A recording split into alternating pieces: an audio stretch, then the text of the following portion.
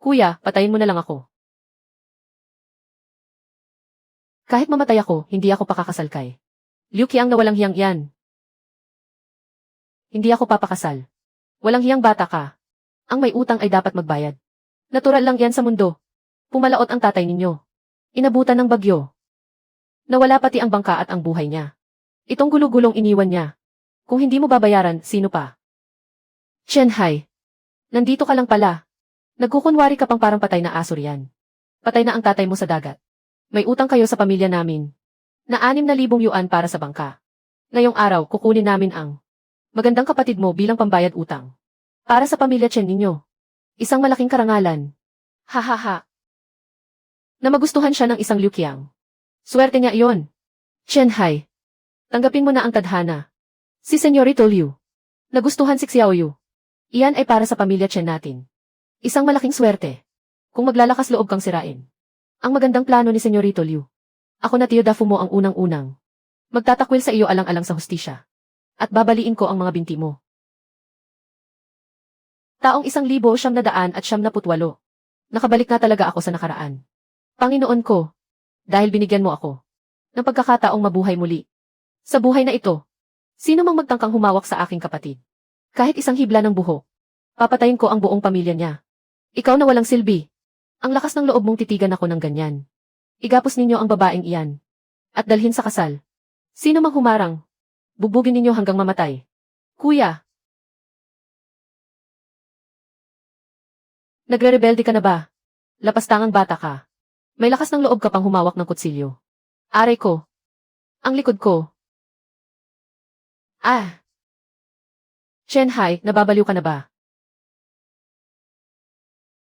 Umalis kayo. Umalis kayo. Ah.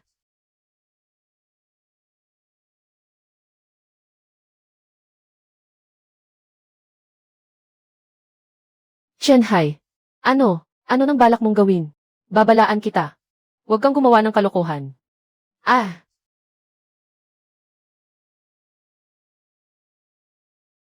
Subukan mong saktan ako. Hindi ka palalampasin ng kuya ko. Ubusin ko kayo. Ipadadala na kita sa impyerno ngayon din. Ah. Subukan mo nga akong hawakan. Huwag. Huwag mo akong patayin. Nagkamali ako. Kung pera ang gusto mo, ibibigay ko. Ibibigay ko agad. Pakiusap, maawa ka sa akin. Ihanda mo ang pera sa loob ng 3 araw. Huwag mong subukang tumakas. Hindi ka makakatakas. Pagkalipas ng 3 araw, kasama ang interes, ibabalik ko ang 6,000 yuan na ito at ihagis ko mismo sa tapat ng pinto ng pamilya Liu ninyo. Tiyak yan. 3 araw, siguraduhin mong 3 araw. Kapag ang kapatid ko ay mabawasan kahit isang hibla ng buhok. Sa susunod, ang kutsilyong ito. Sa tainga mo na maitataksak. Mabuti pang ipagdasal mong ligtas siya. Layas, bilis, layas. Maghintay ka lang. Hindi pa tayo tapos.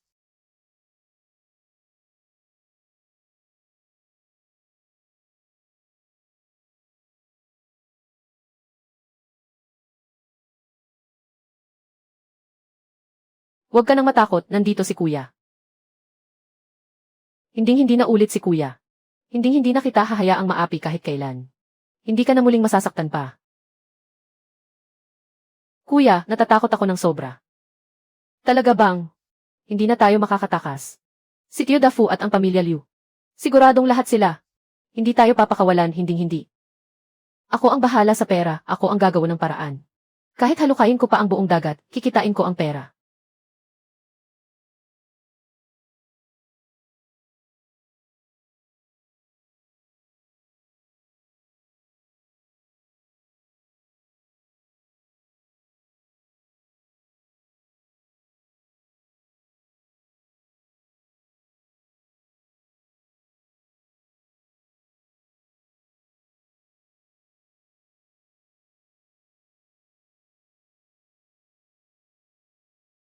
Kuya, naging sobrang padalos-dalos ka kanina. Si Liu Qiang pa naman ang tungkod. At nag-iisang anak ng kapitan. Hindi natin silang kayang kalabanin. Xiao Yu, hindi nababaliw si kuya. Alam ko ang ginagawa ko. Tandaan mo, mahirap man ang pamilya Chen natin. May paninindigan at matigas ang ating loob. Dati, sobrang duwag ni kuya. Lagi kong iniisip na kapag nagtiis ako, lilipas din ang lahat. Kaya lang sila nakatapak. At nakatuntong sa ulo natin para mang-api. Hinding-hindi na mangyayari iyon ulit. Kuya, alam kong ginagawa mo ito. Para lang protektahan ako. Pero ang 6,000 piso. Napakalaking halaga niyan para sa atin. Kung talagang kailangan, papasok ako bukas. Sa pabrika ng pagkaing dagat sa bayan. Maghahanap ako roon ng trabaho. Nabalitaan kong sa pag-aalis ng bituka ng hipon. Pwedeng kumita ng 10 piso higit pa sa isang araw. Hindi ako natatakot sa hirap. Tutulungan kitang magbayad ng utang, kuya. Napakabait mong bata, pero pambata lang ito. Huwag mo nang alalahanin ang problema ng matatanda. Ang kailangan mo lang gawin ngayon ay manatili sa loob ng bahay. Estrangka ng maigi ang pinto. At kahit sino pa ang kumatok, huwag mong bubuksan. Lalaot si kuya ngayon din. Para bawiin at kitain ang lahat ng utang natin.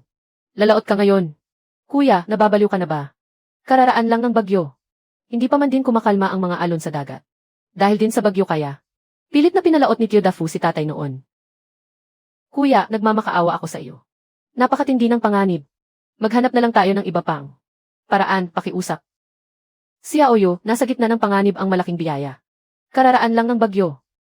Ang mga ilalim na agos ng dagat ay mag-aakyat ng mga mamahaling huli mula sa kalaliman. Papunta sa mababaw na bahagi. Ito ang tinatawag nating mga mangingisda na kasabihang pagbaliktad ng kailaliman ng dagat. Kung ang iba ay natatakot pumunta, lalo akong pupunta. Magtiwala ka sa akin, ipinangako ko sa iyo. Babalik akong ligtas at walang bawas. At uwi ako na may dalang malaking pera. Kuya, mag-iingat ka ng mabuti doon. Magpapakulo ako ng mainit na tubig. At magluluto ng pagkain habang hinihintay ka. Maghintay ka lang sa magandang balita ni kuya. Sige na. Hindi ba ito ang humawak ng kutsilyo kanina? Ang nagmamalaking dakilang bayani na si Chen Hai. Bakit hating gabi na? Ay nandito ka sa pantalan para magpahangin. Ang mabuting aso hindi humaharang sa daan. Dafu, wag mo akong daanin sa ganyang kaplastikan. Noon, kaya lang pumalaot ang tatay ko. Para bayaran ang utang mo sa sugal. Kaya siya lumabas sa gitna ng bagyo. At nasawi sa dagat. Ang utang na ito, balang araw, ay sisingilin ko sa iyo ng buong buo. Bastos ka. Ano ang mga pinagsasabi mong kalokohan? Ang tatay mo, sadyang malas lang siya. Ano ngayon ang magagawa mo? Sa hitsura mong iyan, mukhang ngayong gabi, ay papalaot ka pa rin. Hahaha, may mga alon sa labas na. May taas na 3 metro. Nababaliw ka na ba sa pera? Nagmamadali ka bang pumunta sa hari ng dagat para makasama ang namayapa mong tatay? Ha? Kung mabubuhay man ako o hindi, wala kang pakialam. Pero mas mabuting ipagdasal mo na makaligtas ako para mabayaran ang utang ko. Dahil kung hindi, pagkalipas ng 3 araw, kapag wala na akong mapuntahan, hindi ako magdadalawang isip na isama ka. At si Liu Qiang sa hukay. Ikaw, baliw ka talaga. Tingnan nga natin kung ano ang makukuha mo. Ngayong gabi, baka mga bulok na isda at hipon lang. Kapag nalunod ka na, ang lumang bahay ninyo, at si Chen Yu, ay mapupunta pa rin sa amin bilang kabayaran. Pumalaot na. Saan kumuha ang batang ito? Nang ganoon kalakas na puwersa. Bakit ang takbo ng bangkang kahoy na ito ay parang may nakakabit na makinang krudo? Ito ba ang epekto ng ilustrasyon ng Sigod? Sa aking katawan, ang lakas ko ay hindi bababasa. 3 beses kay Sarati at saka buksan ang ilustrasyon. Ang pula ay nagpapahiwatig ng mapanganib na lugar. Iyan ang bahura ng Heifeng na hindi man lang magawang puntahan ng mga matatandang mangingisda. Puno roon ng mga nakatagong bato at napakalakas ng agos ng tubig. 9 sa 10 bangka na pumupunta roon ay sumasabog o lumulubog dahil sa banggaan. Sabi nga nila kung saan may makamandag na ahas. Sa lugar na iyon, ay tiyak na may lunas na halaman. Ang pinakamapanganib na bahura ay madalas na nagtatago ng pinakamahalagang huli sa dagat. Kung ayaw pumunta ng iba, ako ang pupunta. Ang utang na 6,000 piso. Sa inyo ko na iaasa ito.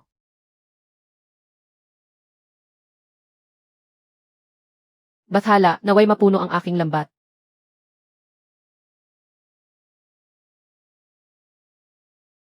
Nakakahinga pala ako. Sa ilalim ng tubig. At malinaw pa rin ang aking paningin. Para bang ang hari ng dagat ay sumapi sa akin. Diyos ko. 2 ulong abalon. At lahat ng ito ay ligaw. Ito ang tinatawag na ligaw na dalawahang ulong abalon, napakapambihira. Isang napakamamahaling klase ng pagkaing dagat sa merkado. Napakahusay na kalidad ng dalawahang ulong abalon.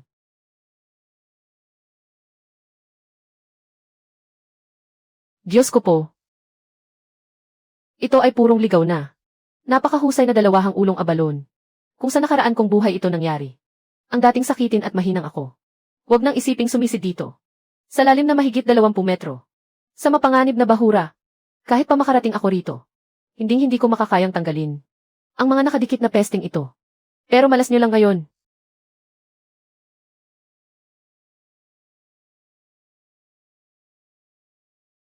Sumama kayo sa akin.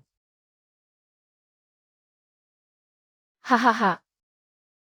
Grabe, tumitimbang ito ng halos 1 kilo. Napakaganda ng kalidad, perpekto ang mga gilid nito. Sa isa pa lang na ito, sapat na para sa isang ordinaryong mangingisda na magpakapagod ng husto sa dagat. Nang mahigit 3 buwan. Ang una, pasok sa bag. Ang pangalawa, sumunod ka ng kusa. Sa lambat ko. At ang pangatlo. Hahaha, ang bahura ng hefeng na ito ay parang isang kaba ng yaman na walang nangangahas na humawak. Sa nakaraan kong buhay dahil dito, ay napakalakas ng agos ng tubig. Mas pinipili ng mga matatandang mangingisda na umuwing walang huli kaysa lumapit dito. Kaya naman nasolo ko ang lahat ng ito. Tiyak na 15 pambihirang abalon. Sa mga dekalidad na abalon pa lang na ito, mabebenta ko na ito sa napakalaking halaga. Liu Qiang, Chen Dafu. Ang ginamit ninyong panggigipit sa pamilya ko. Para sa 5,000 piso na iyon ay walang-wala. Kahit isang hibla lang ng balahibo ko ngayon, ay mas mayaman pa sa inyo. Teka muna. Ano ang liwanag na iyon? Bakit napakaliwanag nito? Isang buhay na nilalang at siguradong napakalaki nito. Para mapakinang ng ilustrasyon ng sigod. Ang ganitong klaseng gintong liwanag. Tiyak na isa itong pambihirang kayamanan.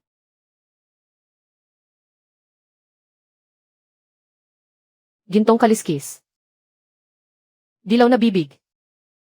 At makinis na pangangatawan. Ito ay isang kawan ng wild yellow croaker. Diyos ko po. Ang laki nito, hindi lang kalahating kilo. 1 kilo o 1.5 kilo. Siguradong lampas ito sa 2.5 kilo. 1.2 kilong wild na yellow croaker king. Hindi lang ito basta isda. Lintik para itong isang tipak ng ginto na lumalangway sa tubig. Gusto mong tumakas ngayong nasa teritoryo ka na ni Chen Hai. Kahit ikaw pa ang tunay na hari ng dagat, kailangan mo pa ring mag-iwan ng ilang gintong kaliskis bago ka makaalis. Matalino ang hayop na ito. Sinasadya nitong pumasok sa madidilim na kuweba, kung saan malakas ang agos ng tubig. Pero nagkamali ka ng kalkula. Hawak ko ang ilustrasyon. Halika rito. Napakalakas nito. Uf! Hindi nga masamang tawaging ginto ng karagatan. Pero kahit mabali pa, ang mga tadyang ko ngayon, hindi ko pa rin bibitawan ito. Ikaw ang pambayad ko para mailigtas ang buhay ng kapatid ko. Hahaha, nahuli ko rin. Nahuli ko rin sa wakas. Ako ang hari sa karagatang ito.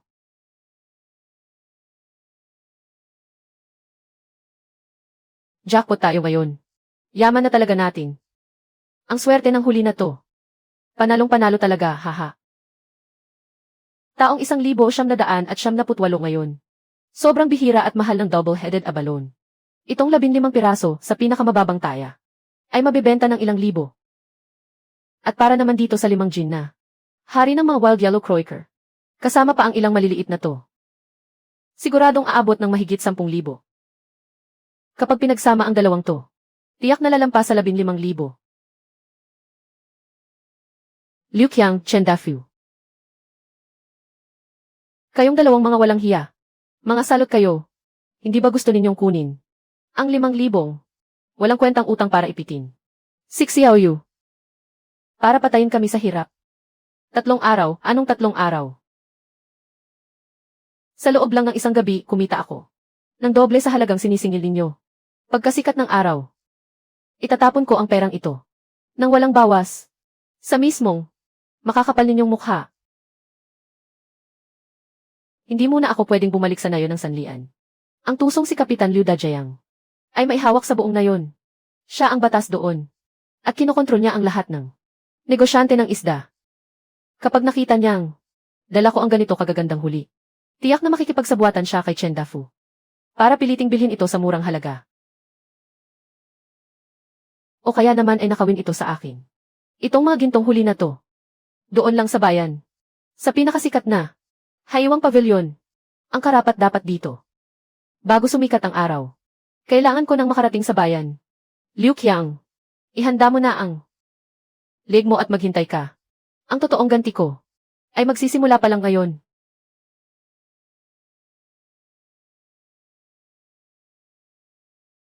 Tio Liu, gising po.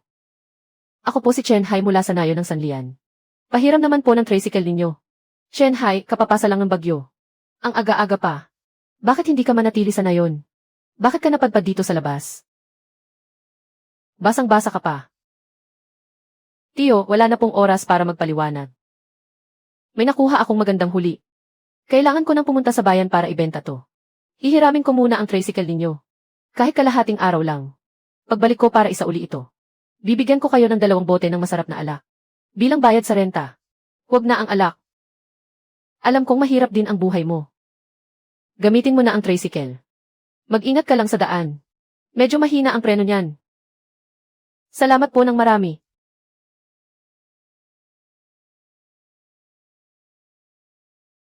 Halo, Mang Li. Mayroon ka bariyang magagandang wild na huli. Darating ngayong tanghali mula sa lungsod.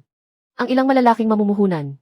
Gusto nilang kumain ng pinakamasarap na wild na pagkaing dagat. Anong bagyo-bagyo? Walang bangkang makapalaot. Wala akong pakialam kahit pumunta ka pa sa dagat para manghuli ngayon din. Kailangan mo akong hanapan ng maayos na supply. Mapag-uusapan naman ang presyo. Boss Wang, wag na kayong tumawag. Sa buong lugar na ito. Sino ba ang mga ngahas na pumalaot sa gitna ng bagyo? Ang Kapitan Liu lang namin. Ang may natitirang supply. Tingnan ninyo ito. Kahit na frozen ito. Pagkaing dagat pa rin naman, di ba? Danggit. Gusto mo akong lokohin gamit ang bilasang isdang ito. Itong lapu-lapu. Malabo na ang mga mata. Mabaho na rin ang mga hasang. Gusto mong ihain ko ang ganitong klase sa mga malalaking boss mula sa lungsod. Gusto mo bang sirain ang pangalan ng Haiwang Pavilion ko, ano? Boss Wang, hindi naman. Dapat ganyan ang pagsasalita ninyo. Kaalis lang ng bagyo ngayon. Kahit isang buhay na danggit ay wala kang makikita sa merkado. Mabuti nga at mayroon kayong ilang kahon ng frozen. Para may maihain pa kayo. Bahala kayo kung ayaw ninyo. Pero babalaan ko na kayo. Ang presyo ng mga ito ngayon ay doble na. Sabi ng kapitan. Tapat na 2,000. 2,000 para sa basurang ito. Ang lakas ng loob mong humingi ng 2,000. Ang kapitan ninyong si Liu Dajayang ay talagang nanamantala sa presyo. Sinasamantala niya ang pangangailangan ko para magtaas ng presyo. Naku, Boss Wang. Malaya naman ang kalakalan. Kung sa tingin ninyo ay mahal, huwag ninyong bilhin. Pero sa oras na umalis ako rito, dadalhin ko agad ang mga ito sa Juxianlu sa tapat. Kapag dumating ang oras na kahit isang plato ng seafood fried rice ay hindi ninyo maihain, doon kayo mapapahiya ng husto. Boss Wang, sa pagbili ng pagkaing dagat, dapat sariwa at buhay. Ang bilasang isda at hipon. Kapag inihain sa lamesa, ay sisira lang sa sarili ninyong negosyo. Tingnan ninyo ang mga dala ko sa sasakyan ko. Bago kayo magdesisyon kung bibili kayo, ano sa tingin ninyo? Akala ko naman kung sino. Si Chen Hai pala ito, ang sikat na mahirap na bata mula sa nayon ng Sanlian. Hahaha, bakit? Nabalitaan kong kahapon ay muntik nang kunin ni Senorito Liu Qiang ang kapatid mo bilang bayad sa utang sa pamamagitan ng kasal. At ngayong umagang-umaga, nagmamaneho ka ng bulok mong tricycle para mangolekta ng kaning baboy dito. Iho, ang kailangan ko ngayon ay para sa pagtanggap ng mga SE, kaya kailangan ko ng primera klaseng wild na pagkaing dagat. Hindi lang basta-bastang maliliit na isda. Mag-isa ka lang. Kaalis lang ng bagyo. Ano naman ang makukuha mong magandang huli? Boss Wang, kung maganda o hindi ang huli ko. Tingnan ninyo ng sarili ninyong mga mata. Ang mga laman ng sasakyan ko. Kung sa tingin ninyo ay hindi karapat-dapat sa inyong mamahaling restoran, aalis agad ako. At hindi na magsasabi ng kahit isang salita.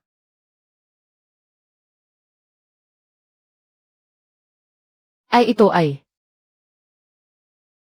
Napakahusay, ito ay purong wild na. Pambihirang two-headed abalone. Diyos ko po. Mas malaki pa ito kaysa sa langgana. At isang buong kumpul pa. 15 piraso at lahat buhay.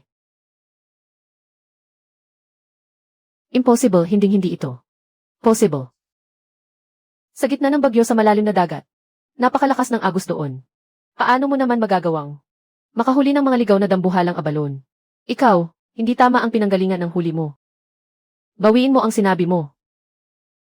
Kapag nagpatuloy ka pa sa kalokohan mo, hindi ako mag-aatubiling. Ihulog ka sa tangke ng tubig para mahimasmasan ka.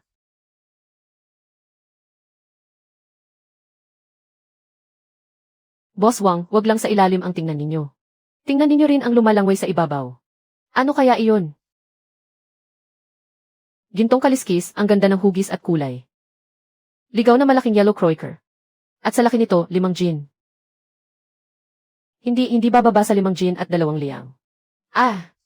Ang hari ng mga ligaw na yellow croaker. Diyos ko.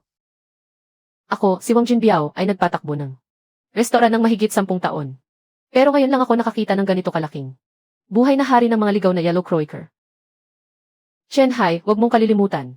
Taga na yon ng sanlian ka. May patakaran ang ating kapitan. Lahat ng huling pagkaing dagat ng mga taga na yon ay dapat ibenta ng direkta sa komite ng nayon. Kukunin ko ang huling ito. Heto ang 300 yuan, umalis ka na. Aray, bitawan mo ako. Napakasakit.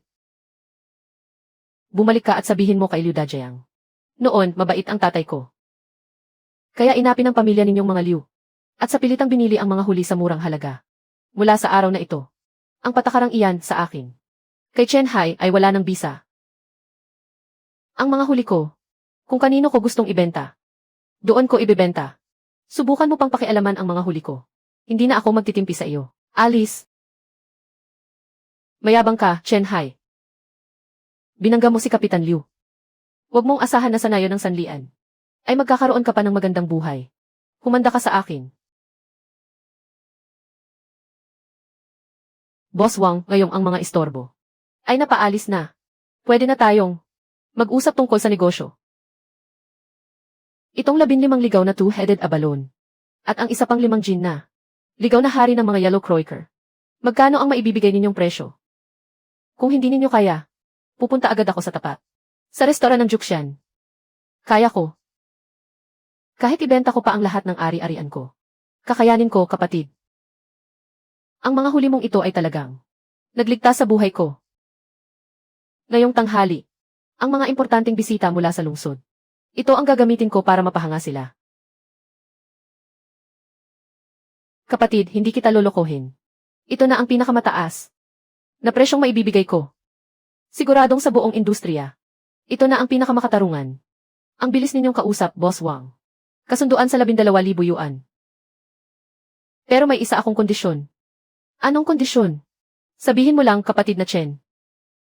Sa mga susunod kong paglayag, ang mga makukuha kong pinakasariwa at dekalidad na huli ay hindi na dadaan kay Liu Dajiang. Diretso ko nang ibibigay sa haiwang pavilion mo. Basta ba si Boss Wang ay magbibigay ng makatarungang presyo at hindi babaratin ang huli ko. Sinisiguro ko sa iyo na sa hinaharap. Dito mo lang makukuha ang mula sa buong karagatang ito na pinakamagagandang klase ng huli. Maganda, napakahusay, kapatid na Chen.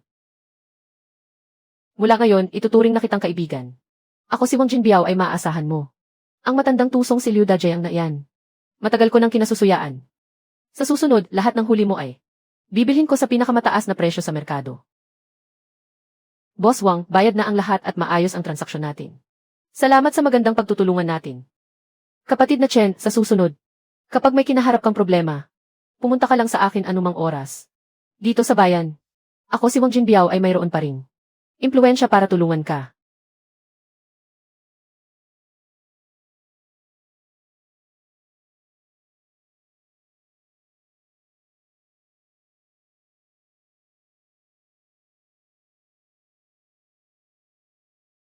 Mang Sun, tanggapin niyo po ito. Dahil sa magandang bati niyo sa akin ngayon. Kumita ako ng kaunti ngayon. Gamitin niyo po ito para bumili ng ilang bote ng masarap na alak at kaunting karne. Sa susunod, marami pa akong kakailanganing tulong mula sa inyo. Ang utang na 5,000 piso. Kasama pa ang 12,000 pisong ito na nagbibigay sa akin ng lakas ng loob. Liu Qiang, Chen Dafu. Humanda kayo sa akin. Babalik ako para singilin kayong lahat. Xiao Yu. Buksan mo na agad ang pinto. Tanghali na ng 2 araw ngayon. Pero kahit anino ng batang si Chen Hai, ay hindi man lang natin nakita. Tiyak na kinuha niya ang mga gamit at tumakas na mag-isa. Makinig ka sa payo ng tiyo mo. Huwag ka nang magmatigas. Sumakay ka na ng maayos sa karosa ng kasal. Pumunta ka na sa bahay ni Kapitan Liu para mamuhay ka ng marangya. Nagsisinungaling kayo. Hindi ako kailanman iiwan ng kuya ko.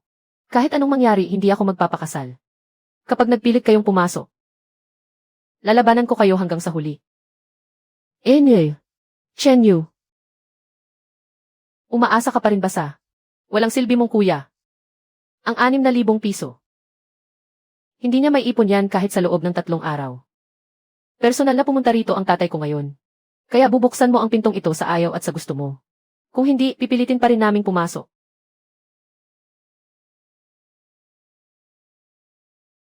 Chen Dafu. Ganito ba ang disiplina? Sa inyong pamilya Chen, ang pagbabayad ng utang ay isang obligasyon. Hawak ko ang kasunduan na may pirma nyo. Narito mismo sa mga kamay ko.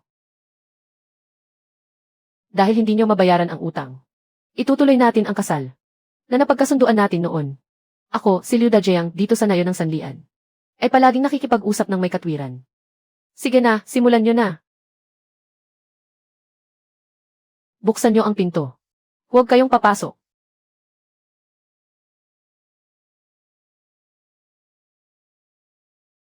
Tingnan ko lang kung sinong may lakas ng loob na humawak sa pinto ng bahay ko.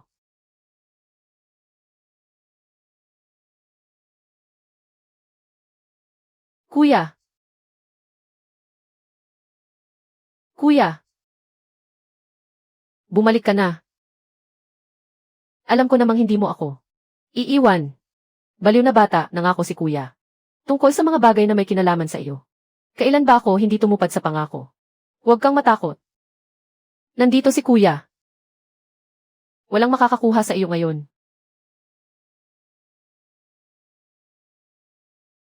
Chen Hai. Talagang naglakas loob ka pang bumalik. Huwag ka ng maraming satsat. Nasaan ang pera? Kung hindi mo mailalabas ngayon, ang 6,000 yuan, kukunin ko pa rin si Chen Yu at ang bulok mong bahay. Huwag mo nang asahang maiingatan mo pa.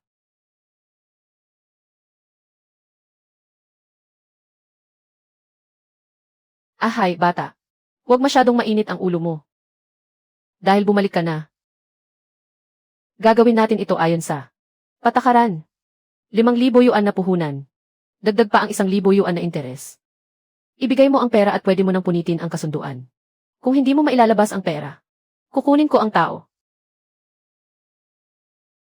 Ilabas mo ang kasunduan para makita ko. Hoy, Chen Hai. Ano bang ipinagmamalaki mo rito? Akala mo kung sino ka? Kung makakakuha ka sa bulsa mo ng kahit 6,000 yuan, bibilib na ako sa iyo. Tatay, huwag mo na siyang kausapin. Sinasadya niya lang na magpatagal ng oras. Tingnan mong mabuti. Ang tatay mong si Chen Jiangwo mismo ang nag-iwan ng marka ng daliri rito. Gusto mong takbuhan ang utang, Dife. Asa ka pa.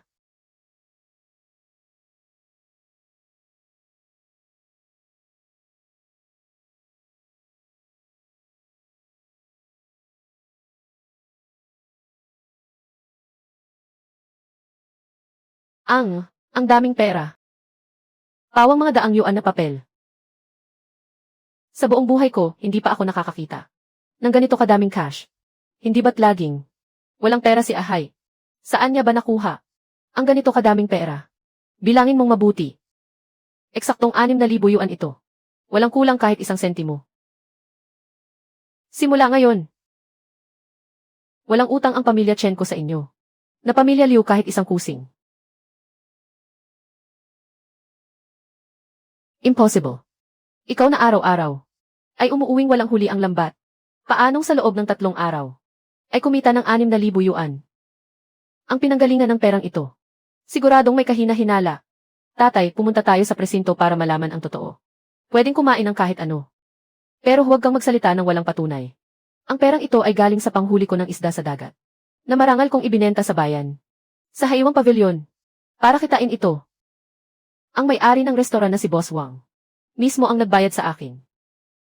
Kung sa tingin mo ay galing sa masama ang pera, pumunta ka ngayon din at tawagin si Boss Wang para magkaliwanagan tayo ng harapan. Ang inaalala ko lang ay baka kayong mga liw ay walang lakas ng loob. Magaling, bata.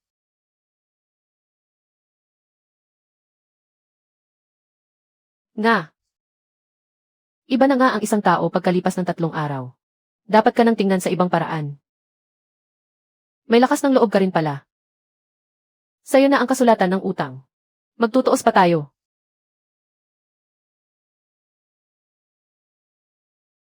Umalis na kayo, Kapitan Liu. Hindi ko na kayo ihahatid.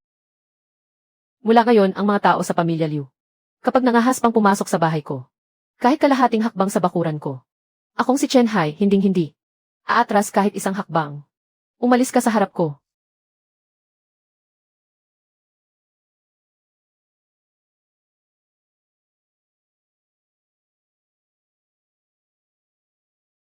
Naku naman. Ahay. Alam naman ng tiyo mo na. May mararating ka sa buhay. Ang pamilya Chen natin sa pagkakataong ito ay sa wakas ay may maipagmamalaki na. Sinabi mo kanina na kumita ka sa pagbebenta ng seafood. Kaya tiyak na sa bulsa mo. May natitira pa, hindi ba? Bago pumanaw ang tatay mo. May utang pa siya sa akin na 2,000 piso para sa pagpapatayo ng bahay. Ngayong mayaman ka na. Bayaran mo muna ang tiyo mo. At ibalik ang pera. Tiyo. Karapat-dapat ka bang tawagin kong Tiyo? Chen Hai, ano bang pinagsasabi mo? Ako ang tunay mong tiyo. Kahit ano pang mangyari, magkadugo pa rin tayo. Ngayong may pera ka na. Ayaw mo nang kilalanin ang mga mahihirap mong kamag-anak. Ganoon ba?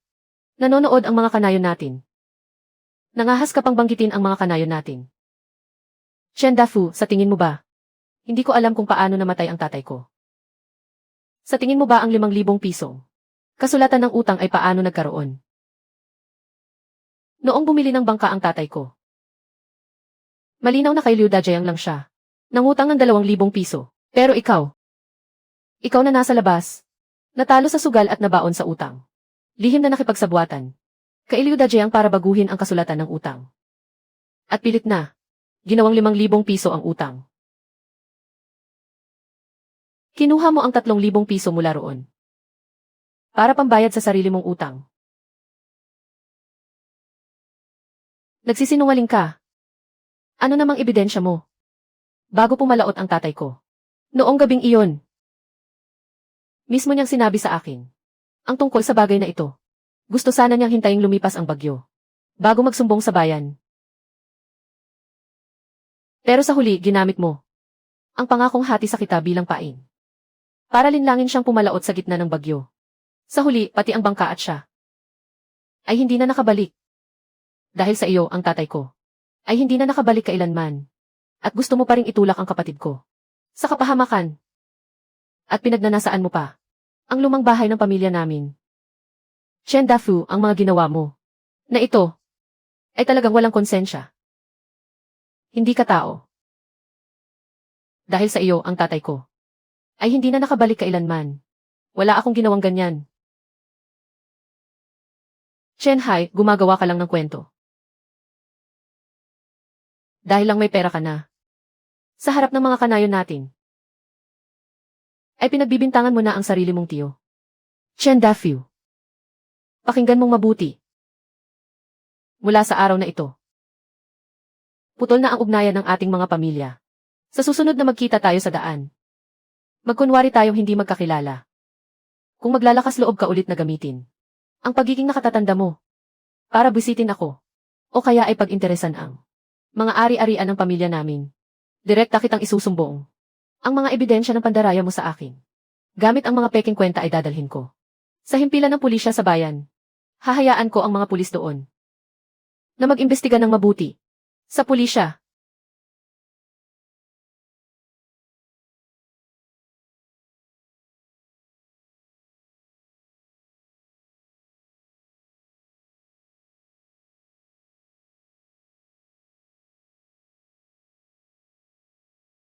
Sia Oyo, huwag ka nang umiyak. Pinalayas na ni Kuya ang mga masasamang tao.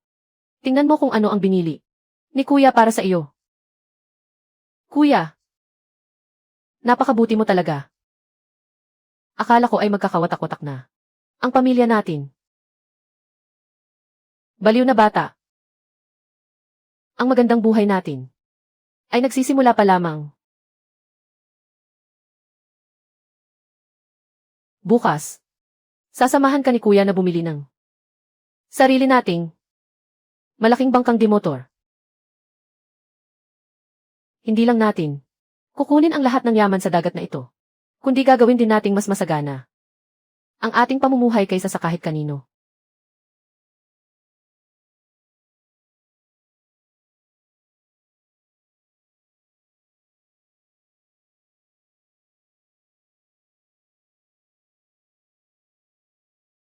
Shen, tamang-tama ang dating mo ngayon. Swerte mo ngayon. Itong segunda manong bangkang demotor na didisel ay galing sa isang may-ari ng negosyo sa kabilang bayan. Nakababayad lang sa akin. Maihaba itong 7 metro at kalahati. At may lakas na 8 horsepower. Na single-cylinder diesel engine. Kahit segunda mano ito. Bago pa lang na-overhaul ang makina nito. At ang ilalim ng bangka ay muling nilagyan ng langis ng tung. Siguradong matatag ito kahit sa malalim na dagat. Mang Sun, maganda nga ang bangkang ito. Malawak ang loob ng bangka. At malaki rin ang lalagyan ng buhay na isda. Kapag may ganitong makina, hindi na natin kailangang magsagwan ng manu-mano. Kapag pupunta sa malalim na dagat. Bigyan niyo po ako ng tapat na presyo. Magkano ang bangkang ito? Dahil pareho naman tayong naghahanap buhay. Dito sa tabi ng dagat. Ibibigay ko sa iyo ng tapat na presyong 4,000. Para sa iyo lang ito. Dahil maaga kang dumating ngayon. Kung iba ang bibili. Kapag mababa sa 4,500, hindi ko ibibigay. Kuya. 4,000 iyon. Kabayad lang natin kahapon. Ng 6,000 kay Kapitan Liu. Hindi ba natin dapat itabi ang natitirang pera para sa emergency? Paano kung bumili tayo ng ganito kamahal na bangka tapos? Xiao Yu. May kasabihan na kung gusto mong mapabuti ang iyong trabaho, dapat mo munang ihanda ang iyong mga kagamitan. Ang lumang bangka natin na wala man lang makina ay parang isang pirasong kahoy lang. Kaya sa malapit na baybayin lang tayo. Nakakapangisda ng paunti-unti. Kapag nagkaroon ng kaunting malalaking alon, madali na tayong mapahamak. Pero sa tulong ng bangkang demotor na ito, sasamahan ka ni Kuya sa mas malalayong lugar. At ang perang ipinambili natin dito ay kikitain natin ng 10 o 100 beses pa. Mang Sun, sa halagang 4,000. Kukunin ko na ang bangkang ito. At saka, ang mga lubid pang angkla mo rito. Ibigay mo ang mga gamit. Gusto ko ng 5 set ng pinakamatibay. Nabakal na kulungan ng alimango. Kumuha ka ng 30 piraso para sa akin. At dagdagan mo na rin ang 2 bariles ng krudo. Pakikwenta kung magkano lahat. Walang problema, kapatid na Chen. Napakadali mo talagang kausap. Ang mga gamit sa pangingisda at krudo ay 500 piso na lang para sa iyo. Bibigyan pa kita ng libreng 2 salbabida at 1 balumbon ng 5 lubid na nailon.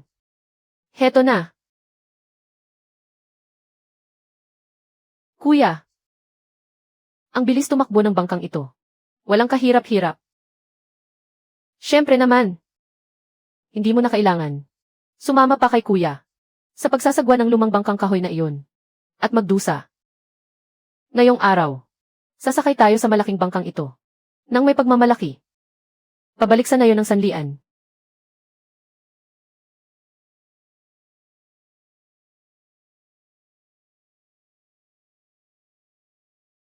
Tingnan nyo, ano iyon? Kaninong malaking motor na bangka iyon? Ang gara naman. Ang tunog ng makina. Napakalakas pakinggan. Diyos ko.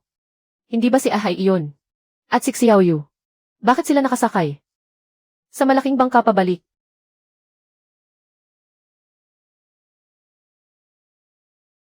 Naku naman. Halikayo at tingnan ninyo ito. Kabayad lang ni Chen Hai kahapon ng 6,000 piso sa kapitan ng nayon. Tapos ngayon ay nag-uwi pa siya ng motor na bangka na nagkakahalaga ng libo-libong piso. Dati naman siyang palaging walang nahuling isda. Saan niya nakuha ang higit 10,000 piso na iyan? Baka naman ang perang iyan ay galing sa masamang paraan. Nagsisinungaling ka. Ang perang ito ay pinaghirapan ng aking kuya sa pangingisda sa dagat. Gawa-gawa mo lang iyan para manira ng mabuting tao. Pangingisda. Lumabas sa bagyo para mangisda at kumita ng higit 10,000. Sino namang lolokohin mo? Ahay. Pinapayuhan kitang pumunta agad sa presinto at ipaliwanag kung saan galing. Nang malinaw, huwag mong hintayin na ang gulo ay umabot sa nayon at madamay pa ang reputasyon ng pamilya Chen. Wang Qihua, kahapon si Chen Dafu, ay dito ko. Ibinunyag sa harap ng lahat na nandaraya sa kwenta na naging dahilan kung bakit napahamak ang aking ama sa nagdaang bagyo. Mukhang ang pamilya ninyo ay hindi talaga natututo. Huwag mo akong takutin gamit ang nangyari kahapon. Ang sinasabi ko ngayon ay, ang perang ipinambili mo ng bangka ay kahina-hinala ang pinagmulan. Akong si Chen Hai ay malinis ang konsensya. Ang perang ito ay galing sa pagbebenta ko ng 15 ligaw na abalon na may 2 ulo at 5 kilong pambihirang malaking dilaw na croaker. Mula ito sa Haiwang Pavilion sa bayan. Kay Wang Jinbiao, si boss mismo ang nakipag-ayos ng bayad sa akin. Kung sa tingin mo, may problema sa perang ito, pumunta na tayo ngayon din sa presinto ng bayan para paimbestigahan at linawin ang account. Kung malinis naman ang pera, kailangan mong panagutan ang mga sinabi mo. Tara, pumunta na tayo ngayon din. Ikaw. Basta ko lang naman nasabi yon. Sino ba ang gustong sumama sa iyo sa presinto? Dahil takot ka palang pumunta. Huwag ka nang maghanap ng gulo rito. Ha. Xiaoyu, huwag mo nang pansinin ang mga nainggit na iyan. Ihanda na natin ang mga pain at maghandang pumalaot para magtrabaho. Sige po, kuya. Ngayong may malaki na tayong bangka, siguradong makakahuli tayo ng mas maraming magagandang huli. Bukas na ang ilustrasyon ng sigod. Magulong bahura. Xiaoyu, kumapit ka ng mahigpit sa gilid ng bangka. Hindi tayo pupunta ngayon sa mga karaniwang palaisdaan. Dadalhin kita sa isang tagong lugar na mayaman sa isda na wala pang nakakapunta. Kuya, handa na ako. 30 bitag ng alimango at kitang. Ay may mga pain na. Iba talaga ang sarap kapag dimotor ang bangka. Ang mga taong nangmamata sa akin. Ipapakita ko sa inyo kung ano ang ibig sabihin ng tunay na hari ng pangangalap sa dagat. Xiaoyu, kumapit ka ng maigi. Opo, nakakapit na ako ng mahigpit.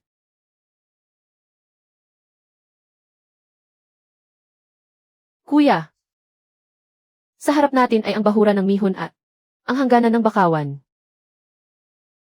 Sabi ng mga matatandang mangingisda sa nayon. Lahat sila nagsasabi na ang ilalim ng tubig dito ay puno ng mga ugat at magulong bahura na parang mga kutsilyo. Masisira ang lambat kapag inihulog. At madaling sumadsad ang bangka kapag pumasok. Dito ba talaga natin gustong mangisda?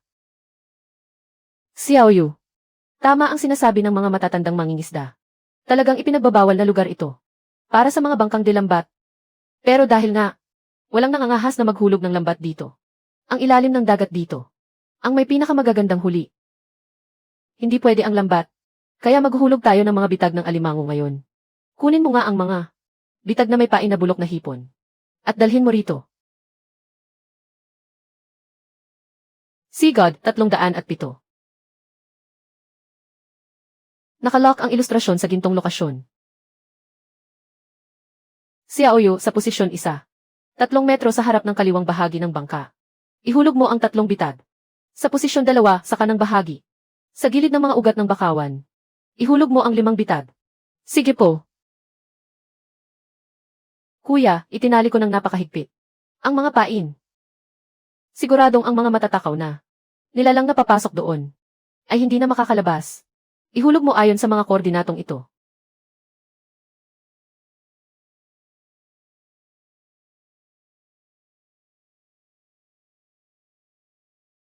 Inom muna ako ng tubig. Kailangang nakalubog ang mga bitag sa tubig. Nang 2 oras, ihulog muna natin ang kitang para makapag-warm up. Kuya, ang galing mong maghanap ng lugar. Ang lupit talaga ng kakayahan mo. Sa mga isdang dagat pa lang na ito, ang pambili ng krudo para sa paglaot natin ngayon, ay bawi-bawi na natin. Barya lang ang ilang pirasong isdang iyan. Pampagana pa lang iyan. Oras na, Xiaoyu. Isuot mo ang makapal na guwantes. Humanda na tayong tingnan ang nakuha natin. Ipakikita ko sa iyo kung ano ang totoong palasyo sa ilalim ng dagat. Aba, grabe. Ang bigat nito, Xiaoyu, tulungan mo ako. May malaking huli sa ilalim. Diyos ko, kuya. Bakit napakabigat nito? Baka naman ang bubo ay naipit sa pagitan ng mga bato. Hindi ito naipit sa bato. May buhay na bagay na nanlalaban sa ilalim. 1, 2, 3, hila.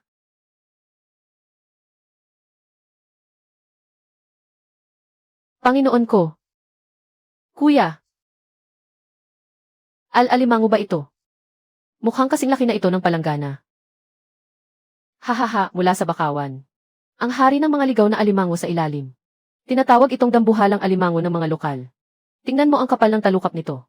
At ang mga pulang guhit sa tiyan nito. Ang dalawang ito ay siguradong pinakamataas na kalidad sa lahat. Ang isa nito ay hindi bababa sa 1.5 kilo. Xiaoyu, kumuha ka ng lubid. Bilis-bilisan mo. Napakadelikado ng malalaking sipit nito. Kailangang maitali ng mahigpit. Kuya. Ang ganitong kalaking alimango sa merkado. Magkano kaya ang benta bawat kilo? Ang karaniwang alimango ay nasa ilang daang piso lang bawat kilo. Pero ang ganitong tumitimbang ng 1.5 kilo. Naligaw na dambuhalang alimango ay ibinebenta ng per piraso. Ilang libong piso ang isa nito. Bilis, ilahin na natin ang pangalawang bubo. Ngayong araw tayo ay yayaman ng husto. Kuya, punong-puno ng alig, Diyos ko. Ang 15 lokasyon. Dito mismo yun. Xiaoyu, umiwas ka. Ang bagay na nasa ilalim ay may kakaibang lakas. Hindi ito alimango. Kuya, mag-ingat ka. Kahit ano pa ang dambuhalang nasa ilalim na iyan. Basta't pumasok sa bubo ko, ay siguradong mahuhuli ko. Ay ito, ang kulay na ito. Kuya. Namamalikmata ba ako? Isang banagan.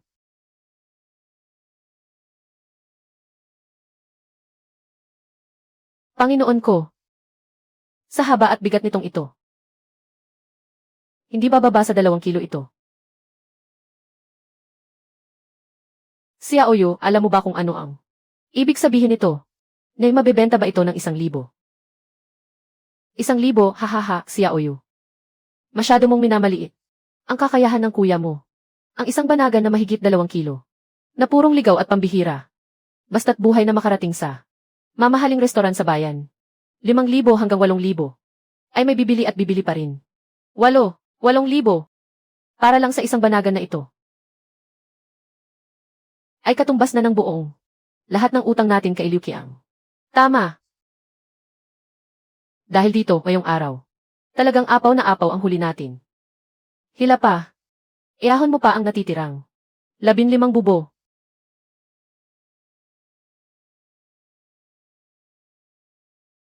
Kuya, pakiramdam ko.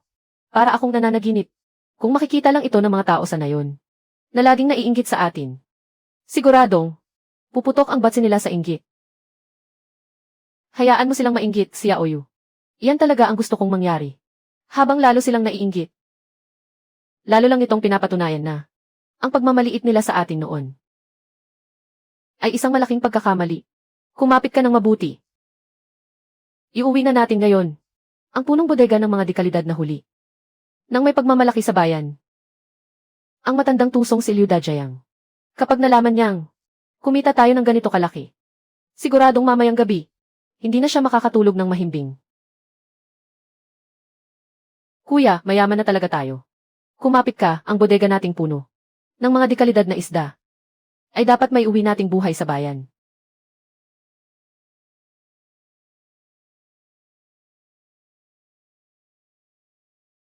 Tatay, panonoorin niyo na lang ba?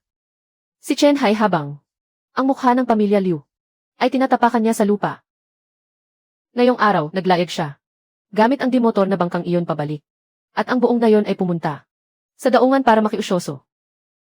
Nalaman ko rin na pumunta na naman siya ngayon sa bayan para maghatid ng huli sa Haiwang Pavilion at kumita ng mahigit 20,000 piso. 20,000 piso. Tinatapakan niya talaga ang mukha ng ating pamilya. Manahimik ka. Sa kaunting bagay lang ay nagpapanik ka na agad. Bakit ba ako nagkaroon ng anak na walang pasensya at madaling mag-init ang ulo? Sa tingin mo ba hindi ako galit? Ang matandang si Wang Jinbiao, para lang sa mga huli ni Chen Hai, ay hindi na iginagalang ang aking reputasyon.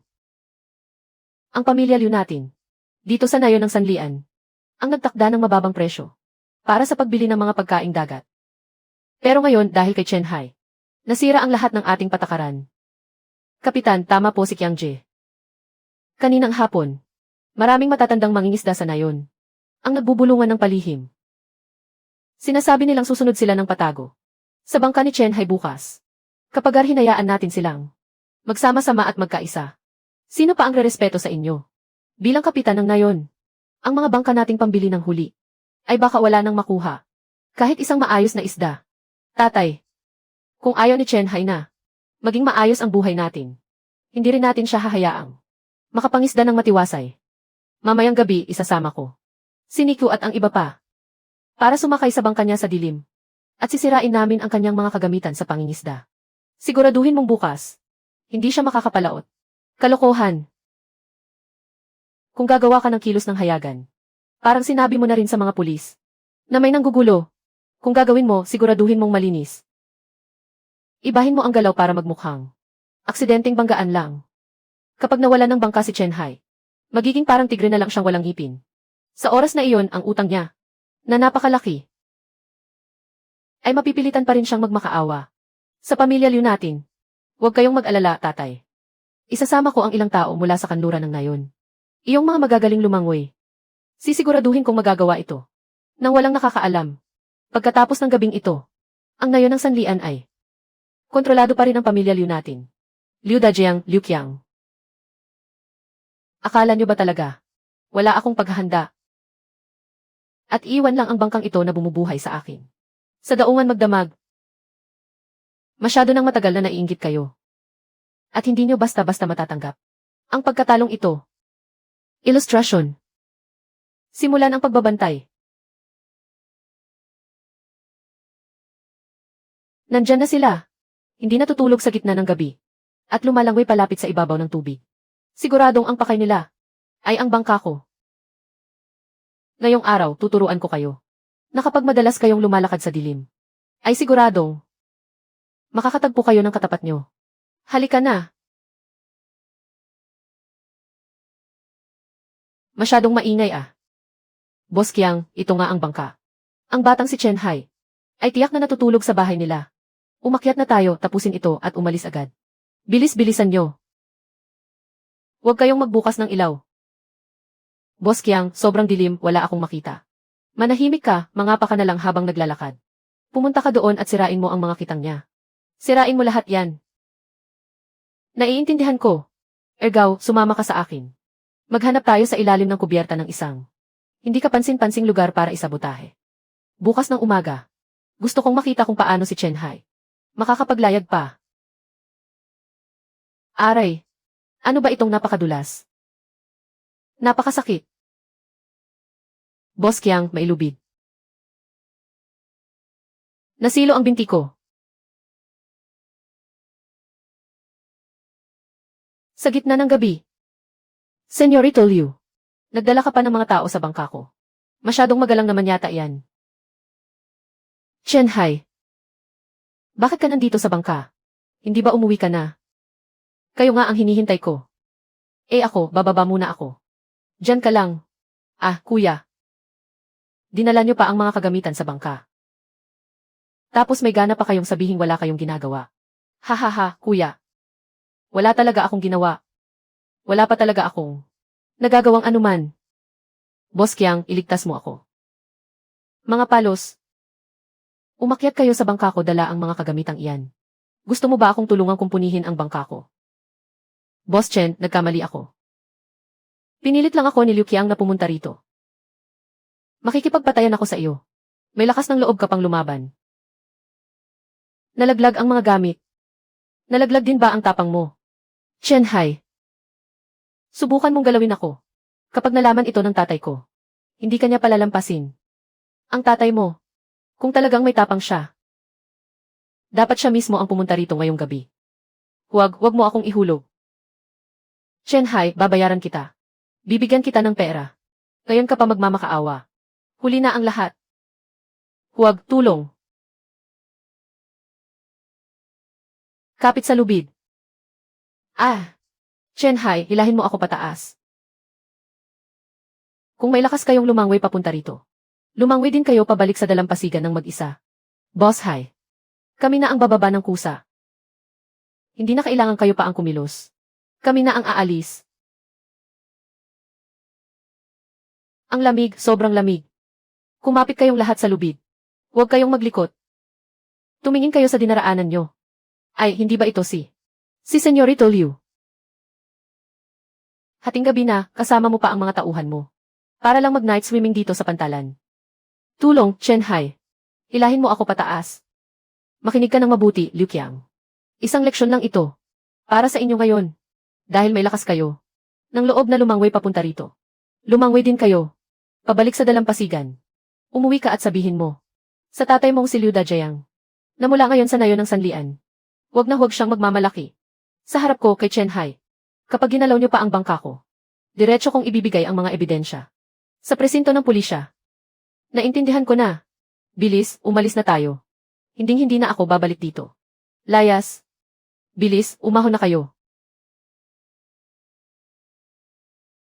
Iwanan niyo ang ebidensya. Pang-emerhensyang ulat ng panahon. Dahil sa epekto ng malakas na convective weather. Isang super typhoon. Ang bagyong Heifeng ay biglang nagbago ng direksyon. Inaasahang sa loob ng 2 oras. Direkta nitong tatamaan ang baybayin ng ating lungsod. Ang lakas ng hangin ay maaaring umabot sa antas 12. Pinapayuhan ang lahat ng mga nagtatrabaho sa dagat. Na agad na pabalikin ang kanilang mga bangka. Inuulit, bumalik agad kayo sa pampang. Bumalik sa daungan para sumilong. Kuya, lumalakas na ang hangin. Ang dilim ng langit, parang may masamang mangyayari. Sabi sa radyo, may antas 12 na. Super typhoon. Bumalik na tayo agad. Pabalik sa nayo ng sanlian. Napakalaki ng mga alon. Hindi na yata kakayanin ang bangka natin. Xiao Yu. Kumapit ka ng mahigpit sa hawakan at huwag kang aalis dyan. Darating nga ang bagyo. Pero ito rin ang paraan ng may kapal. Para bigyan tayo ng pera. Nababaliw ka na ba, Chen Hai? Bumalik na tayo agad sa daungan. Ang mga ulap sa dagat sa harap natin. Bumababa na sa ibabaw ng tubig. Malapit nang magkaroon ng buho o buhawi sa dagat. Sa liit ng bangka mong iyan, susugod ka pa rin paitaas. Naghahanap ka ba ng kamatayan? Umalis ka na dyan. Tio Li, mauna na kayo. May isa pa akong lambat na hindi nahahakot. Kapag nakuha ko ito, uuwi na rin ako kaagad. Mag-ingat kayo. Mas mahalaga pa ang pera kaysa buhay. Hibang na bata. Signal number 12 na bagyo na ito. Bangkang Haidao. Kuya, ano ba talaga? Ang balak mong gawin. Ang pera, maaari nating kitain ng unti-unti. Kapag nawala ang buhay natin, mawawala na ang lahat. Si tatay noon tangay rin ng bagyo. Nang mawala sa atin. Ayaw kong may mangyari ring masama sa iyo. Xiao Yu, tumingin ka sa mga mata ko. Nangako si kuya sa iyo. Kailanman ay hindi ko itataya ang buhay natin sa biro. Nagtitiwala ka ba kay kuya? Nagtitiwala ako sa iyo, kuya. Pero sa gitna ng dagat na ito, wala naman tayong makita. Hindi mo nakikita. Pero nakikita ko. Ito ang tinatawag na nasa panganib ang kayamanan. Ilustrasyon ng Sea God.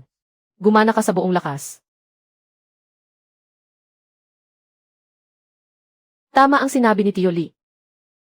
May mabubuong buhawi sa dagat sa harap natin.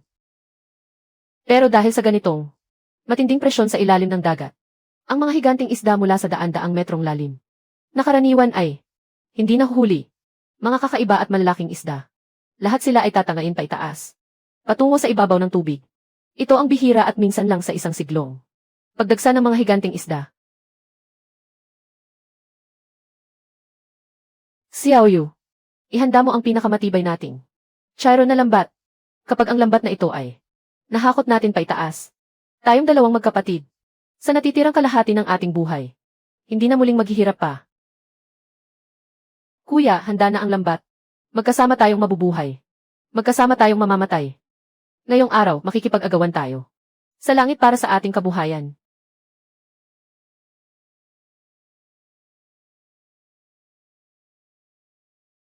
Ngayon na. Xiaoyu, ihulog ang lambat. Naihulog ko na.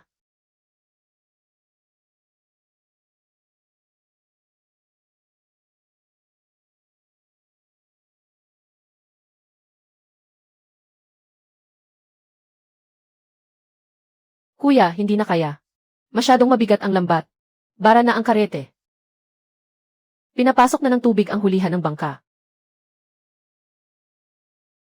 Ayaw nang humila ng makina. Gagamitin ko ang sarili kong mga kamay. Gusto ninyong iluwa ko ang masarap na karneng. Nasa loob na ng bibig ko. Nananaginip kayo ng gising.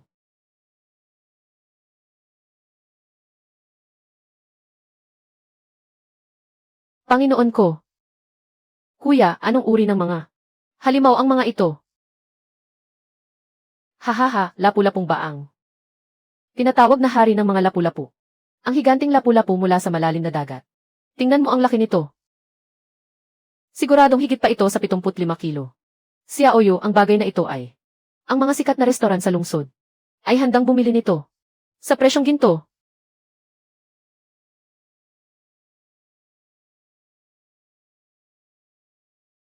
Mga yellowfin tuna. 1, 2, 3, 4. Saktong 8 piraso. Mga yellowfin tuna. Ang lalaki nilang lahat. Nasa 10-10 kilo ang bigat, talagang dekalidad. Hahaha, ang buhawi sa dagat ngayon ay parang hinalughog ang kaba ng yaman ng hari ng dagat at binaligtad dito ng buo. Kuya, hindi na kasya sa imbakan ng buhay na isda. Puno na rin pati ang kubyerta. Masyado nang lubog ang bangka natin sa tubig. Kapag hindi pa tayo umalis, baka talaga lumubog na tayo. Sapat na ito, ang punong bangkang ito ng mga huli ay sapat na para tuluyan tayong makabangon sa hirap. Xiaoyu, magtago ka sa loob ng kabina. Kumapit kang mabuti. Pagkatapos tayong bigyan ng grasya ng langit. Oras na para iligtas ang ating buhay. Ngayon, kailangan na nating makaligtas.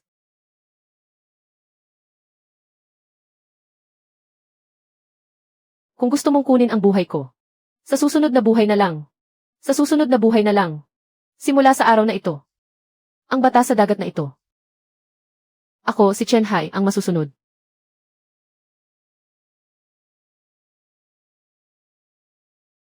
Kuya, kapag nalampasan natin ang nasa harap na kipot ng Gijansheng, makikita na natin ang parola ng ating nayon.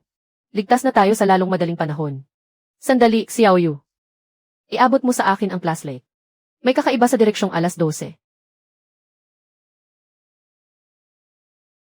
Iyon ang bangka ni na Chen Dafu at Chen Tao.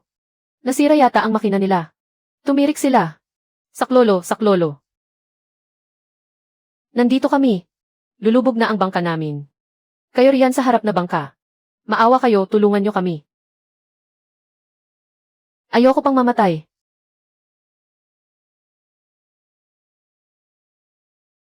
Ahay, si Alhay iyan. Ahay, ako ang tiyo mo. Ihagis mo agad ang lubid dito. Pinasok ng tubig ang makina namin. Sirang-sira na talaga. Kapag hindi mo pa kami tinulungan. Kaming mag-ama ay tiyak na ipakakain sa mga pating. Kuya. Si Tio Dafu at ang kasama niya. Dati, napakasama ng ginawa nila sa atin. Pinagtulungan nilang saktan tayo. Kahit ang pagkamatay ni tatay, ay may kinalaman sila. Chen Dafu. Ngayon alam mo nang, pamangkin mo ako. Nakipagsabuatan ka sa kapitan ng nayon. Para gumawa ng peking kasulatan ng utang. Para piliting ibenta si Xiaoyu bilang pambayad utang. Noong ginagawa mo iyon, bakit hindi mo naisip na pamangkin mo ako? Ahay, nagkamali ako ng husto. Kasalanan ko ang lahat. Nabulag lang ako noon. Nang kasakiman. Pero ngayon, buhay na ang nakataya. Ito ay usaping buhay at kamatayan. Hindi mo naman yata kayang Panoorin na lang.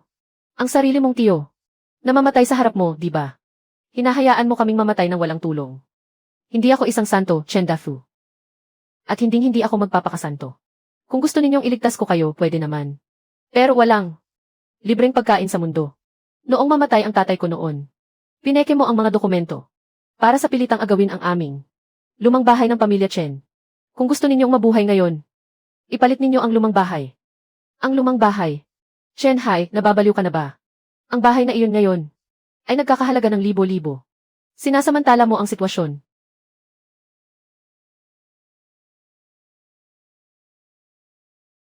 Tay, pera pa rin ba ang iniisip mo? Ayaw mo na ba sa buhay mo? Kung mawala ang bahay, makatatayo pa tayo kapag bumalik sa nayon. Pero kapag buhay ang nawala, wala nang matitira. Pumayag ka na sa kanya. Pumapayag ako. Ibabalik ko na sa inyo ang lumang bahay. Chen Hai, ihagis mo na ang lubid.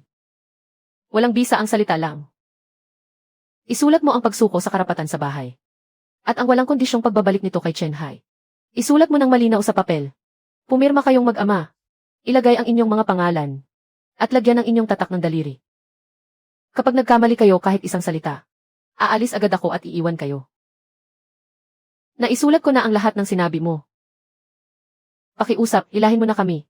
Umalis na tayo. Itali mo ang lubid sa inyong pangunahing palo ng bangka. Itali sa Sang Xiaoyu. Bumalik na tayo ng buong bilis.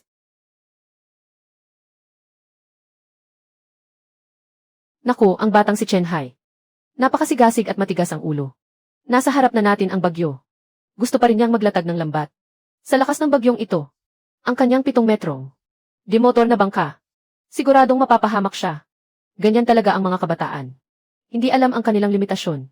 Masyadong nagmamadali at hindi nakikinig sa matatanda. Kaya mapapahamak talaga. Kung mamatay man siya sa dagat. Ibig sabihin, iyon talaga ang guhit ng tadhana niya. Walang dapat sisihin kundi ang sarili niya. Tingnan ninyo, may bangkang papasok sa daungan. Isang demotor na bangka. Si Chen Hai nga. Hindi lang siya nakabalik ng buhay. Nailigtas pa niya si Chen Dafu at ang anak nito. At naibalik sila ng ligtas. Chen Hai, napakaswerte mo talaga. Pero ayon sa tuntunin ng nayon ng sanlian, ang mga huling isda sa panahon ng bagyo ay dapat na ipamahagi ng pantay ng pamunuan ng nayon. Kapitan, matagal ko nang sinabi sa inyo, ang mga huli ko, walang karapatang hawakan ng pamilya Liu. Xiaoyu, alisin mo ang trapal. Para makita ng lahat, tingnan natin kung ano ang ibinigay sa atin ng langit ngayon. Kung anong biyaya ang nakuha natin. Ah! Diyos ko! Anong uri ng halimaw iyan? Napakalaking may guhit na isda. Isang dambuhalang lapu-lapu. Isang lapu-lapu mula sa malalim na dagat. Ang isang ito ay may bigat na hindi bababa sa 75 kilo. At mayroon pa sa ilalim. Ang mga iyan ay puro 10-10 kilong yellow croaker. At tuna, paano? Paano naging posible ito? Chen Hai, huwag kang masyadong mayabang. Hindi mo kayang ubusin mag-isa. Ang ganito karaming huli. Kung walang pahintulot ko, ni Liu Dajiang. Sinong biyahero ng isda ang mga ngahas na bumili ng mga huli mo? Hindi na kailangang mag-alala ng kapitan tungkol dyan. Hindi lang kaya kong ibenta ang lahat ng hulihang ito. Kundi babawin ko rin ngayon ang mga bagay na pagmamay-ari ko. Tingnan ninyong mabuti lahat kayo. Ito ang kasunduang pinirmahan ni Chen Dafu. Gamit ang sarili niyang kamay. Isang kasunduang mailagdan niya. Ang lumang bahay ng pamilya Chen ay opisyal lang babalik sa tunay na may-ari ngayon. Mga tiyo at mga kapatid ko, lahat tayo rito sa nayon ng sanlian ay nagpapakapagod at nagtitiis ng kalahating buhay. Pero bakit mahirap pa rin tayo? Dahil may mga taong sumisipsip sa sarili nating dugo. Ngayong araw, ako, si Chen Hai, ay nakapag-uwi ng isang bangkang puno ng isda mula sa malalim na dagat. Itinaya ko ang buhay ko rito. At dahil din sa aking kakayahan, tandaan ninyo ang sasabihin ko. Kapag humupa na ang bagyo, sino mang gustong sumama sa akin sa paglaot, hindi ko kayo lalamangan. Kung may makakain ako, sisiguraduhin kong may pagsasaluhan din ang lahat. At para naman sa mga nagbabalak na sumaksak sa aking likod, sinisiguro ko sa inyo na ang sasapitin niya ay mas malala pa kaysa kay Chen Dafu ngayon. Ng 10 beses. Ahay. Nagtitiwala sa iyo ang matandang tulad ko. Kapag humupa na ang hangin, sasama ako sa iyo sa paglaot. Tama, sasama tayo kay Ahay. Mas mabuti na ito kaysa sipsipin ang dugo natin. Hoy, hoy, hoy. Matandang Lee. Ang basket mo ng mga alimasag ay napakagaan at maliliit naman. Puro walang laman ang mga talukap. At ang ilang pirasong maliliit na isdang ito, na halos patay na. Kukunin ko na lang sa halagang 80 sentimo kada kilo. Napakalaking tulong na niyan sa iyo. Huwag ka nang mag-inarte pa. Senyorito Liu, paano namang magiging? 80 sentimo lang iyan. Katatapos lang ng bagyo ngayon. At ang mga pagkaing dagat sa bayan ay tumaas ng husto ang presyo. Ang ganitong uri ng alimasag sa merkado sa pinakamababa ay mabibenta ng 3 piso kada kilo. Kung 80 sentimo lang ang ibibigay ninyo. Kahit ang nagastos ko sa paglaot para sa krudo ay hindi pa mababawi. Tio Lee, huwag mo nang kwentahin. Ang presyo sa bayan, hindi ba kailangan ng krudo papunta roon? Wala bang gasto sa biyahe? Nalulungkot ang kapitan para sa inyo. Kaya nagtayo siya rito nang nag-iisang bilihan ng mga huli. Kahit may bagyo, ang lambat ng pamilya Liu. Nasira ang mga kulungan ng isda. Napakalaki ng lugi natin. Kaya ibenta ninyo sa mababang presyo ang inyong mga huli. Isipin nyo na lang na tulong ito sa nayon para malampasan natin ang krisis na ito. Bilis, timbangin na iyan. May nakapila pa sa likod ninyo. Anong malampasan ang krisis? Malinaw naman kay Liu Dajayang. Ang nasirang lambat kulungan. At gusto niyang sa atin. Sumipsip ng dugo para mapunan ang lugi niya. 80 sentimo lang kada kilo.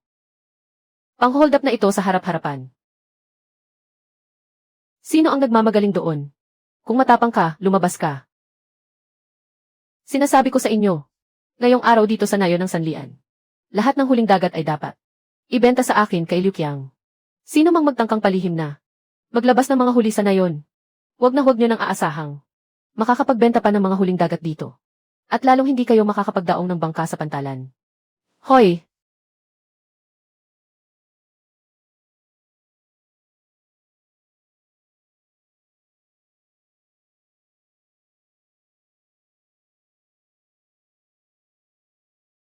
Mga kanayon, ang mga huli ninyo ngayon, huwag nyo munang ibenta sa murang halaga. Ako, si Chen Hai, ay nagdala rito ng pinakapatas na mamimili mula sa bayan para bilhin ang mga huli ninyo sa tamang presyo. Chen Hai, walang hiya ka. Lakas ng loob mong magdala ng tagalabas para agawan kami ng negosyo. Hindi mo ba alam ang patakaran dito sa nayon ng sanlian? Ang mga huling dagat dito ay dapat lang ibenta sa pamamahala ng nayon. Ang lakas naman ng loob mo. Ako ang may-ari ng Haiwang Pavilion, si Wang Jinbiao. Ngayong araw, ako ay naparito para makipagtulungan kay kapatid na Chen upang mamili ng mga huli. Boss Kayang. Malawak ang koneksyon ng Boss Wang na iyan sa bayan. Marami siyang kakilala. Kung babanggain natin siya ng harapan, baka tayo lang ang mapahamak. Boss Wang. Alam kong malaki ang negosyo mo sa bayan.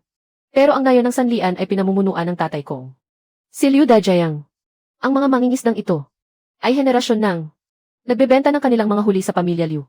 Ngayong nakikipagtulungan ka kay Chen Hai at nakikialam dito, gusto mo bang harangan ang kabuhayan ng pamilya Liu? Harangan ang kabuhayan ninyo. Liu Qiang. Kayo mismong pamilya Liu ang humaharang sa kabuhayan ng buong nayon. Sa gitna ng bagyo, itinataya ng lahat ang kanilang buhay sa dagat para lang may makain. At ang mga hipong nakuha nila kapalit ng kanilang buhay ay gusto ninyong bilhin sa halagang 80 sentimo lang kada kilo. Gusto niyo silang puwersahin. Hindi ito simpleng pamimili, kundi pang huthot hanggang sa huling patak ng dugo. Mga kanayon, kararaan lang ng bagyo at kulang ang supply ng seafood sa merkado. Ngayong araw kung gusto ninyong ibenta sa akin ang inyong mga huli, hindi ako kukuha kahit 1 sentimo ng komisyon. Kahit ang mga karaniwang isda at alimango, bibilhin ko sa presyong merkado. 3 piso kada kilo. Para sa mga dekalidad na huli, pag-usapan natin ng harapan ang presyo. Siguradong mas mataas sa presyong merkado. Ng 20% pa. Susuriin agad dito. At babayaran ng cash. Walang utang-utang. Ahay, tiwala si Tio sa iyo. Kung hindi dahil sa iyo noong bumabagyo, silang mag-ama ni Chen Dafu ay patay na ngayon. Isa kang mabuting tao na may paninindigan. Mabuting binata. Ibebenta ko sa iyo ang lahat ng huli ko. Matandang Li, mga haska. Kapag ibinenta mo ang mga huli mo ngayon, kay Chen Hai, ang bangka ng pamilya mo ay huwag nang aasang makakadaong sa pantalan na ito. Gagawin kong miserable ang buhay mo. Dito sa nayon ng sanlian. Liu Qiang. May batas tayo dito. Ang pantalan ay pag-aari ng pamahalaan. Hindi pribadong bakuran. Ng pamilya Liu. Subukan mong saktan kahit isang daliri. Ni Tio Li. Sisiguraduhin kong hindi mo na makikita ang pagsikat ng araw bukas.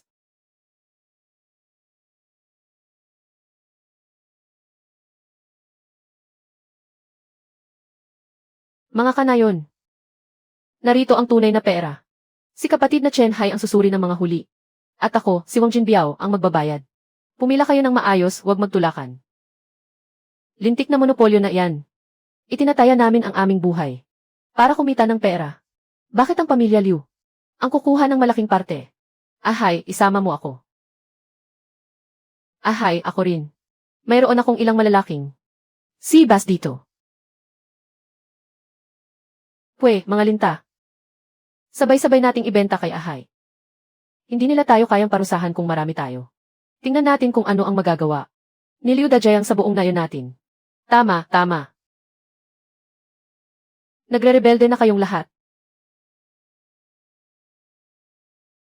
Kayong mga hampas lupa. Tandaan ninyo ito. Ang atraso ninyo ngayon. Tigil. Tigil, sabi. Chen Hai, napakalakas ng loob mo. Sino ang nagbigay sa iyo ng pahintulot na magtayo ng sarili mong bilihan ng isda sa nayon? Sinisira nito ng tuluyan ang ekonomiya ng ating nayon. Ekonomiya. Kapitan Liu. Ang tinutukoy mong ekonomiya ay ang pilit na pagbili sa halagang 80 sentimo lamang sa mga huli ng mga tao na nagkakahalaga ng 3 piso. Pagkatapos ay ibebenta mo sa bayan sa mas mataas na presyo.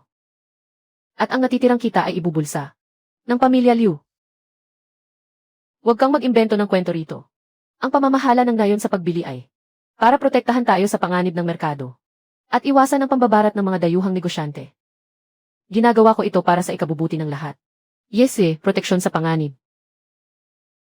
Noong bumabagyo ang mga lambat, ng lahat ay nasira, at ang mga bangka ay nawasak din.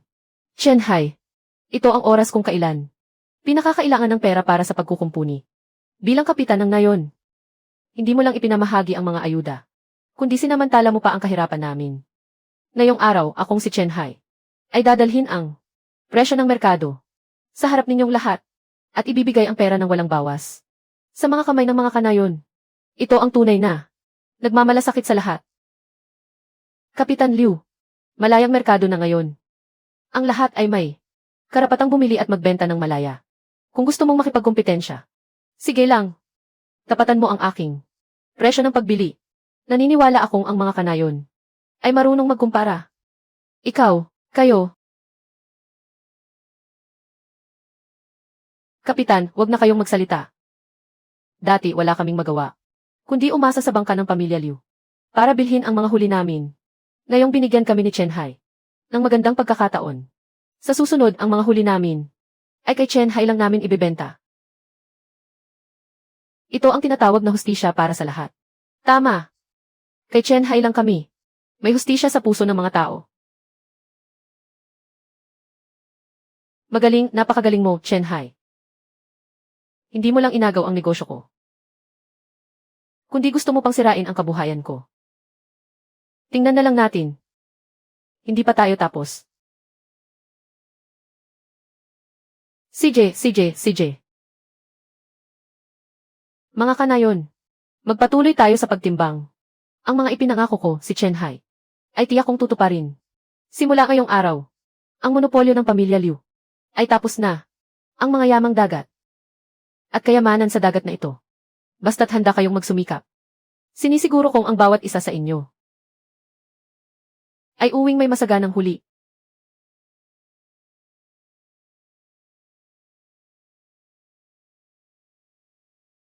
Itay.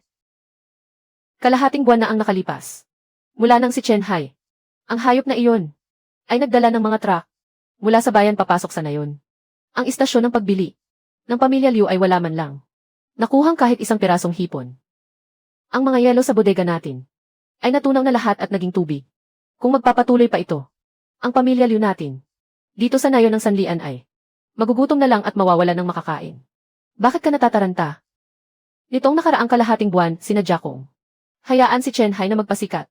Kung gaano kataas ang lipad ng isang tao. Kapag bumagsak siya, ay mas lalo siyang madudurog. Akala ba niya dahil nakuha niya ang panig ng mga mahihirap na mangingisda, kaya na niya akong pabagsakin? Sinisira niya ang aking pundasyon. Ang humarang sa kabuhayan ng iba, ay parang pinipilit akong pumatay. Itay, ang ibig ninyong sabihin ba ay, itatumba na natin siya. Pero si Chen Hai ngayon, napakagaling at kakaiba ang lakas niya. Ang mga tambay, dito sa nayon natin, ay hindi man lang makalapit sa kanya. Tingnan mo ang kalagayan niya. At saka siya na ang puno ng pera ng buong nayon ngayon. Kapag ginawaran natin siya ng hayagan, ang mga hampas lupang iyan ay siguradong makikipagpatayan sa atin. Hindi man siya kayang galawin ng mga tao sa nayon. Paano naman sa gitna ng karagatan? Basta pumalaot siya sa gitna ng malawak na dagat, na malakas ang hangin at alon. Kapag ang isang maliit na bangka ay sumalpok sa bahura at lumubog dahil sa pagkakamali, lahat sila pati ang bangka ay kakainin ng pating. Aksidente sa dagat ang tawag doon. Sino pa ang makakahanap ng ebidensya? Ama, makikipag-ugnayan ka talaga kay Dao ba? Mga mamatay tao sila na nagnanakaw at nagpuslit sa karagatan. Kapag nakisangkot tayo sa kanila, paano kung tumahimik ka? Labanan ito ng buhay at kamatayan. Para sa pamilya Liu natin ngayon, may oras pa ba para mag-isip ng iba? Kapag hindi natin pinuksa si Chen Hai hanggang sa ugat, tayo ang hahantong sa pamamalimos. Kapitan Liu, gumamit ka ng linyang ito para tawagan ako. Sa kalagitnaan ng gabi, mukhang may malaking transaksyon Bakit? Nagkaproblema ba? Sa lugar ng kargahan mo? Walang problema sa lugar ng kargahan. Kapatid na Dao ba? Gusto kong bumili ng isang buhay. Ang tao pati ang kanyang bangka. Iwan mo sila sa ilalim ng dagat habang buhay. Ipagawa mo na parang aksidenteng pagsalpok sa bahura. At huwag mag-iwan ng kahit anong bakas. Bumili ng buhay. Kapitan Liu, pera lang ang habol naming mga kapatid. Masyadong delikado ang ganitong maduming trabaho. Kapag hindi ka makapagbigay ng presyo, makakaakit sa akin. Huwag na natin itong pag-usapan. 50,000 sa cash. Magbabayad muna ako ng 20,000 na paunang bayad. Pagkatapos ng trabaho, ang natitirang 30,000. Walang kulang kahit isang sentimos na ibibigay sa iyo. Ipadala mo sa punto ng pagkikita. Sa karagatan. At saka, ang mga mamahaling huli. Sa bangka ng batang iyon. Sa inyo na lalahat. Deal. Ipadala mo sa akin ang numero ng bangka. Ang mukha niya at ang ruta niya. Sa pagpalaot. Huwag kang mag-alala. Ang mabilis na bangka ng aming mga tauhan ay binago at nilagyan ng bakal na pangbangga. Hindi lang isang bulok na kahoy na bangka. Kahit pa bangkang bakal yan. Kaya ko pa rin yang durugin ng pino. Maghintay ka sa magandang balita ko. Chen Hai, ang araw na ito sa susunod na taon ay ang araw ng iyong kamatayan. Qiang, kunin mo ang pera. At dalhin mo agad kay Dao ba. Bukas ng umaga. Bantayan mong mabuti ang bangka ni Chen Hai. Basta pumalaot siya sa malayo. Magbigay ka agad ng senyales. Kuya, ang kakaiba ng panahon ngayon. Walang kahit kaunting simoy ng hangin. Nakakainis at nakakahirap huminga. Ano kaya kung ngayon ay dito na lang tayo sa malapit na dagat maglatag ng mga lambat ng alimango.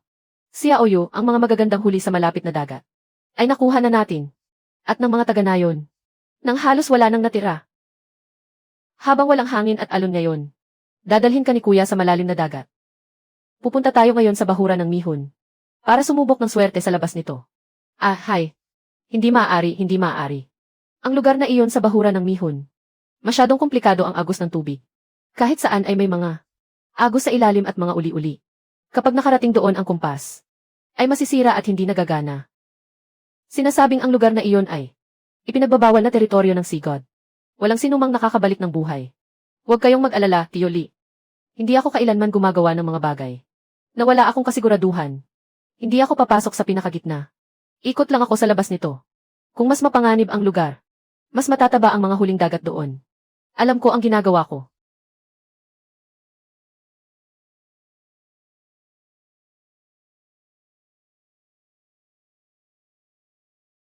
Umalis si Boss Kiang. At patungo siya sa bahuran ng Mihon. Sa nakakatakot na lugar na iyon. Kapatid na Dao ba, nakaalis na ang isda sa daungan. Patungong silangan. Sa karagatan ng bahuran ng Mihon. Ang numero ng bangka ay 007. Isang dimotor na bangkang kahoy. Naintindihan, isara ang lambat. Kuya, kahit isang ibong dagat dito. Ay wala akong makita. Napakatahimik. Kinakabahan ako ng kaunti. Anong nangyayari?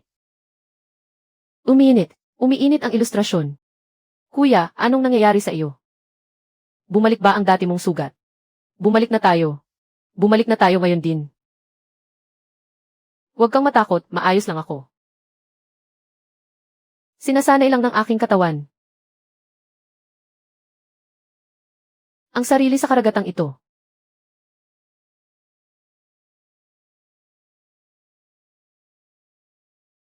Ganap na pagtukla sa loob ng 15 milyang pandagat. At hindi lamang ito para sa mga trinsera sa dagat at mga nakatagong bahura. Kaya pa palang tukuyin. Nang tumpak ng ilustrasyon. Ang hugis ng mga bangka sa ibabaw ng tubig.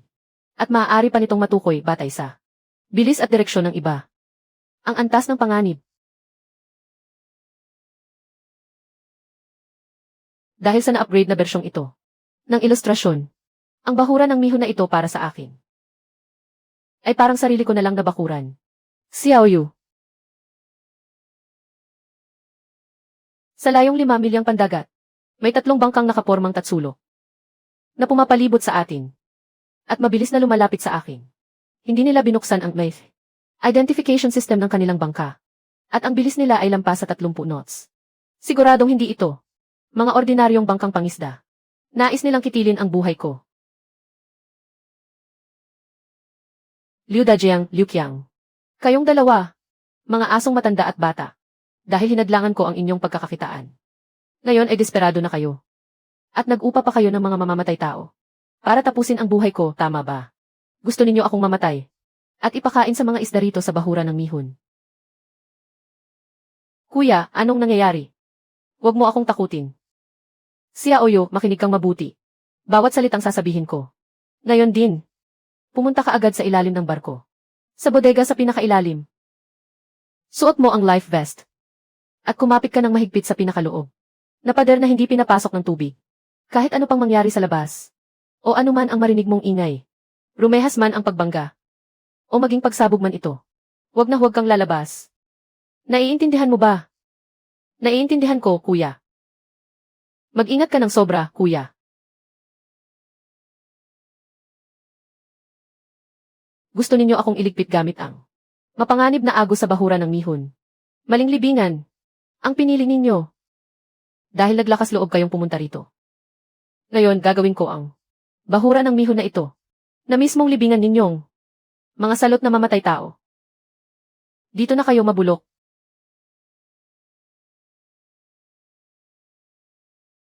Yung kahoy na bangka sa unahan. Ang Sanlian 007.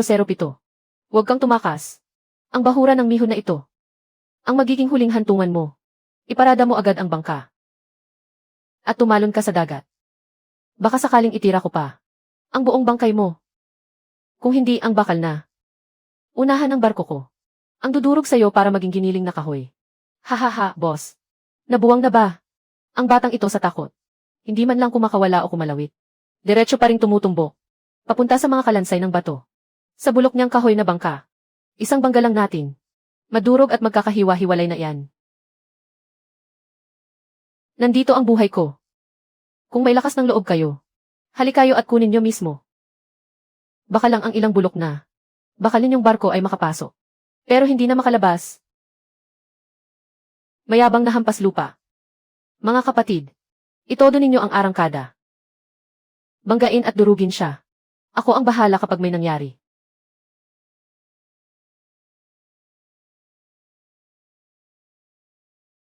Ito na ang pagkakataon. Habol. Nataranta na siya. Wala nang daan sa unahan. Ipag-ipit niyo siya papunta. Sa bunto ng mga nakatagong bahura. Mabilis na humuhupa ang tubig dagat. 100 metro sa unahan. May matatalas na bahura na parang labaha sa ilalim ng tubig. 2 metro na lang ang layo sa ibabaw ng tubig. Mababaw lang ang kaibuturan ng kahoy kong bangka. Tamang-tama para makatawid. Tungkol naman sa inyo, na may makakapal na platong bakal. At napakalalim na lulog ng nabagong barko. Maligayang pagdating sa inyong sariling sementeryo.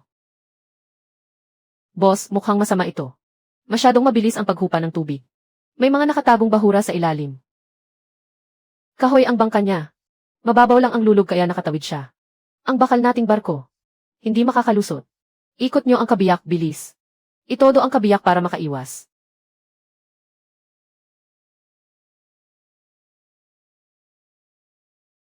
Ang binti ko. Butas ang ilalim ng bangka, boss. Nahiwa ang ilalim ng bangka. Napasukan ng tubig ang makina, sira na. Lulubog na tayo. Dao ba? Sinabi ko na sa inyo kanina. Makakapasok kayo pero hindi na kayo makakalabas. Ang ngipin ng dragon na ito. Nagustuhan niyo ba ang lasa? Kapatid na Chen, Ginoong Chen. Suko na ako. Si Liu Dajayang ang matandang tuso na nagbayad ng 50,000 yuan. Para upahan ako na banggain ka. Wala akong kinalaman dito. Pakiusap, tulungan mo kami. Ayaw naming maging pagkain ng mga isda. Kumuha kayo ng pera. Para lutasin ang problema ng iba. Ngayong napahamak kayo. Tanggapin ninyo ang inyong tadhana. Ang mga basurang tulad ninyo. Kahit sa dagat. Dudumihan lang ang tubig na ito. Ano ang bagay na iyon? Sa lihim na kompartimento ng speedboat. Puno ito ng mga waterproof na selyadong kahon. Sa loob ng mga kahon ay mga high-precision na elektronikong piyesa. Mga puslit na kontrabando. Tumatawag sa command center ng Coast Guard. Ito ang nayon ng Sanlian 007. Nabangkang pangisda. Nasa coordinates ako ng bahura ng Mihon. 12 degrees north latitude. 12 degrees east longitude. Nakaengkwentro ng 3. Hindi kilalang armadong speedboat na umatake. Nakatanggap ang command center. Sanlian 007. Pakiulat ang iyong kasalukuyang sitwasyon. Mayroon bang nasugatan o namatay? Walang nasugatan sa panig namin. Ang 3 speedboat na umatake sa akin ay sumadsad na lahat sa bahura at kasalukuyang lumulubog. Mahalagang ulat. Natuklasan ko na ang 3 ito. Nalihim na kompartimento sa ilalim ng mga speedboat ay naglalaman ng maraming waterproof na selyadong kahon na pinaghihinala ang puslit na may mataas na halaga. Mga kontrabando o kagamitang pang-espiya. Ang mga suspect ay kasalukuyang natrap sa mga bato sa bahura. Humihingi ng agarang tulong mula sa Coast Guard. Naiintindihan ng command center. Seryoso ang sitwasyon. Sanlian 007. Pakiusap na agad kang pumunta sa ligtas na lugar. Huwag lumapit sa kahina-hinalang bangka. Pangalagaan ang iyong sariling kaligtasan. Ang aming patrol boat sa dagat ay nasa 10 nautical miles na layo lamang.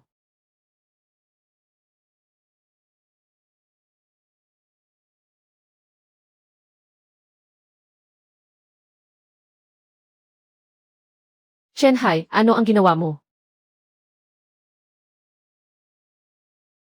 Tama. Hindi lang kayo basta mga tauhan ni Liu Dajayang, kundi isang grupo rin ng mga peste na nagpupuslit. Walang lugar para sa inyo sa dagat na ito. Kapitan Zhao. Kayo na nasa bahura sa harap. Makinig kayo. Kami ang armadong bantay dagat. Kayo ay itaas agad ang inyong mga kamay sa inyong ulo. Sumuko at huwag nang lumaban. Dahil kung hindi kami ay gagamit ng puwersa. Kapitan.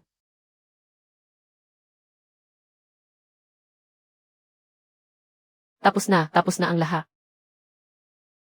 Liu Dajayang, ikaw na. Matandang walang hiya. Sino ba talaga ang binangga mo? Anong klaseng halimaw ba siya?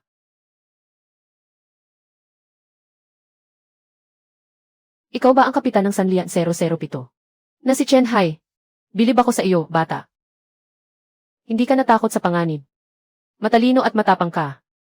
Nagpadala na kami ng mga otoridad para mag-imbestiga sa mga lihim na kompartimento ng 3 bangkang iyon.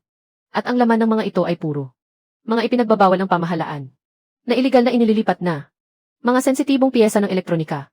Ang grupong ito ay matagal na naming binabantayan sa loob ng kalahating taon. Salamat sa iyo ngayong araw. Hindi mo lang nailigtas ang sarili mo, kundi tinulungan mo rin ang bansa. Nabuwagin ang isang malaking sindikato ng krimen. Masyado po kayong nagpupuri, Kapitan Zhao. Isa lamang akong simpleng mangingisda. Ang dagat na ito ang aming tahanan kung saan kami nabubuhay. Kapag nakatagpo kami ng mga walang takot sa batas na mga smuggler at masasamang elemento, ang magsumbong sa pulis ay aming tungkulin na dapat gampanan. Napakagandang prinsipyo. Kapatid na Chen Hai, malaki ang naitulong mo ngayong araw. Huwag kang mag-alala. Ang kasong ito ay hindi lang tungkol sa smuggling, kundi may kasama ring tangkang pagpatay. Ang utak sa likod nito na binanggit mo kanina sa radyo na si Liu Dajiang. Kaming mga otoridad ay siguradong mag-imbestiga hanggang sa huli. At hindi namin ito palalampasin. Huwag gumalaw, huwag gumalaw.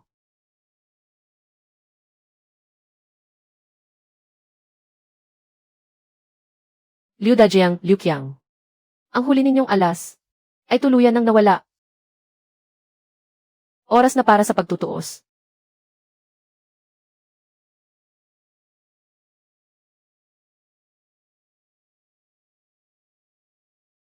Lampas tanghali na.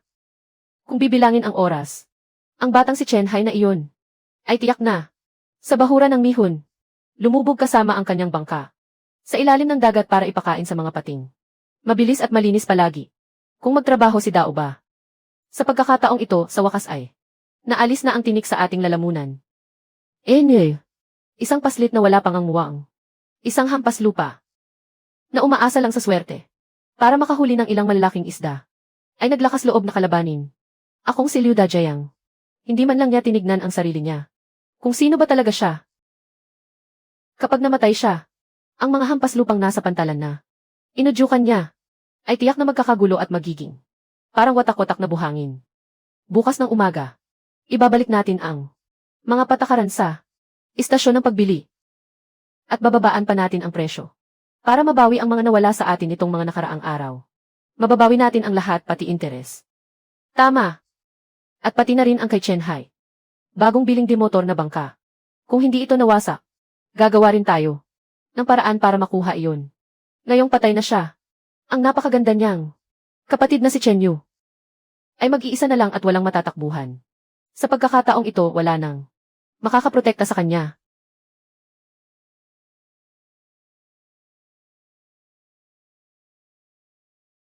Tatay, ano pong nangyayari?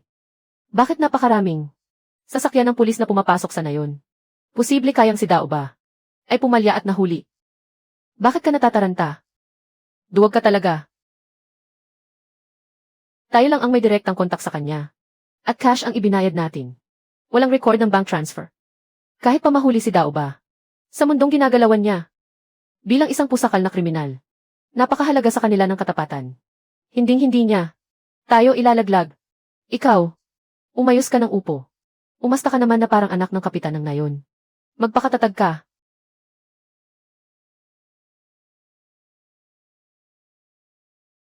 Liu Dajiang, Liu Qiang. Bistado na ang mga krimen ninyo. Ay, hindi ba si Kapitan Zhao at ang mga kasamahan niyang pulis? Bakit parang may malaking gulo? At napakarami ninyo rito. Ako ang kapitan ng nayon ng sanlian. Si Liu Dajiang. Baka naman may hindi pagkakaunawaan lang. Hindi pagkakaunawaan. Liu Dajiang, suspect ka sa pag-upa ng mamamatay tao para sa planadong pagpatay. At pakikipagsabuatan sa isang malaking sindikato ng smuggling sa dagat. Si Dao ba at ang mga tauhan niya sa bahura ng Mihun ay naaresto na naming lahat. Sa harap ng matitibay na ebidensya. Hindi lang kayong mag-ama ang itinuro at inilaglag ni Dao ba ng buong buo, kundi nakuha rin sa speedboat niya. Sa lihim na taguan doon, ang ibinayad ninyong 20,000 yuan na may magkakasunod na serial number bilang paunang bayad. Ano pa ang idadahilan mo?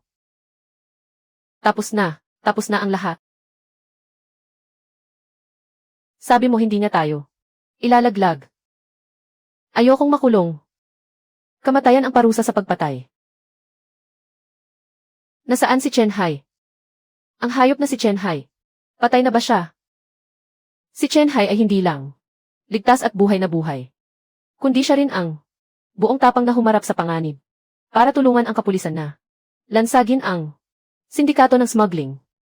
Kayo na mga salot sa lipunan na nagtangkang pumatay ng inosenteng mamamayan ay talagang hindi mapapatawad ng batas at ng langit. Pusasan silang lahat at dalhin.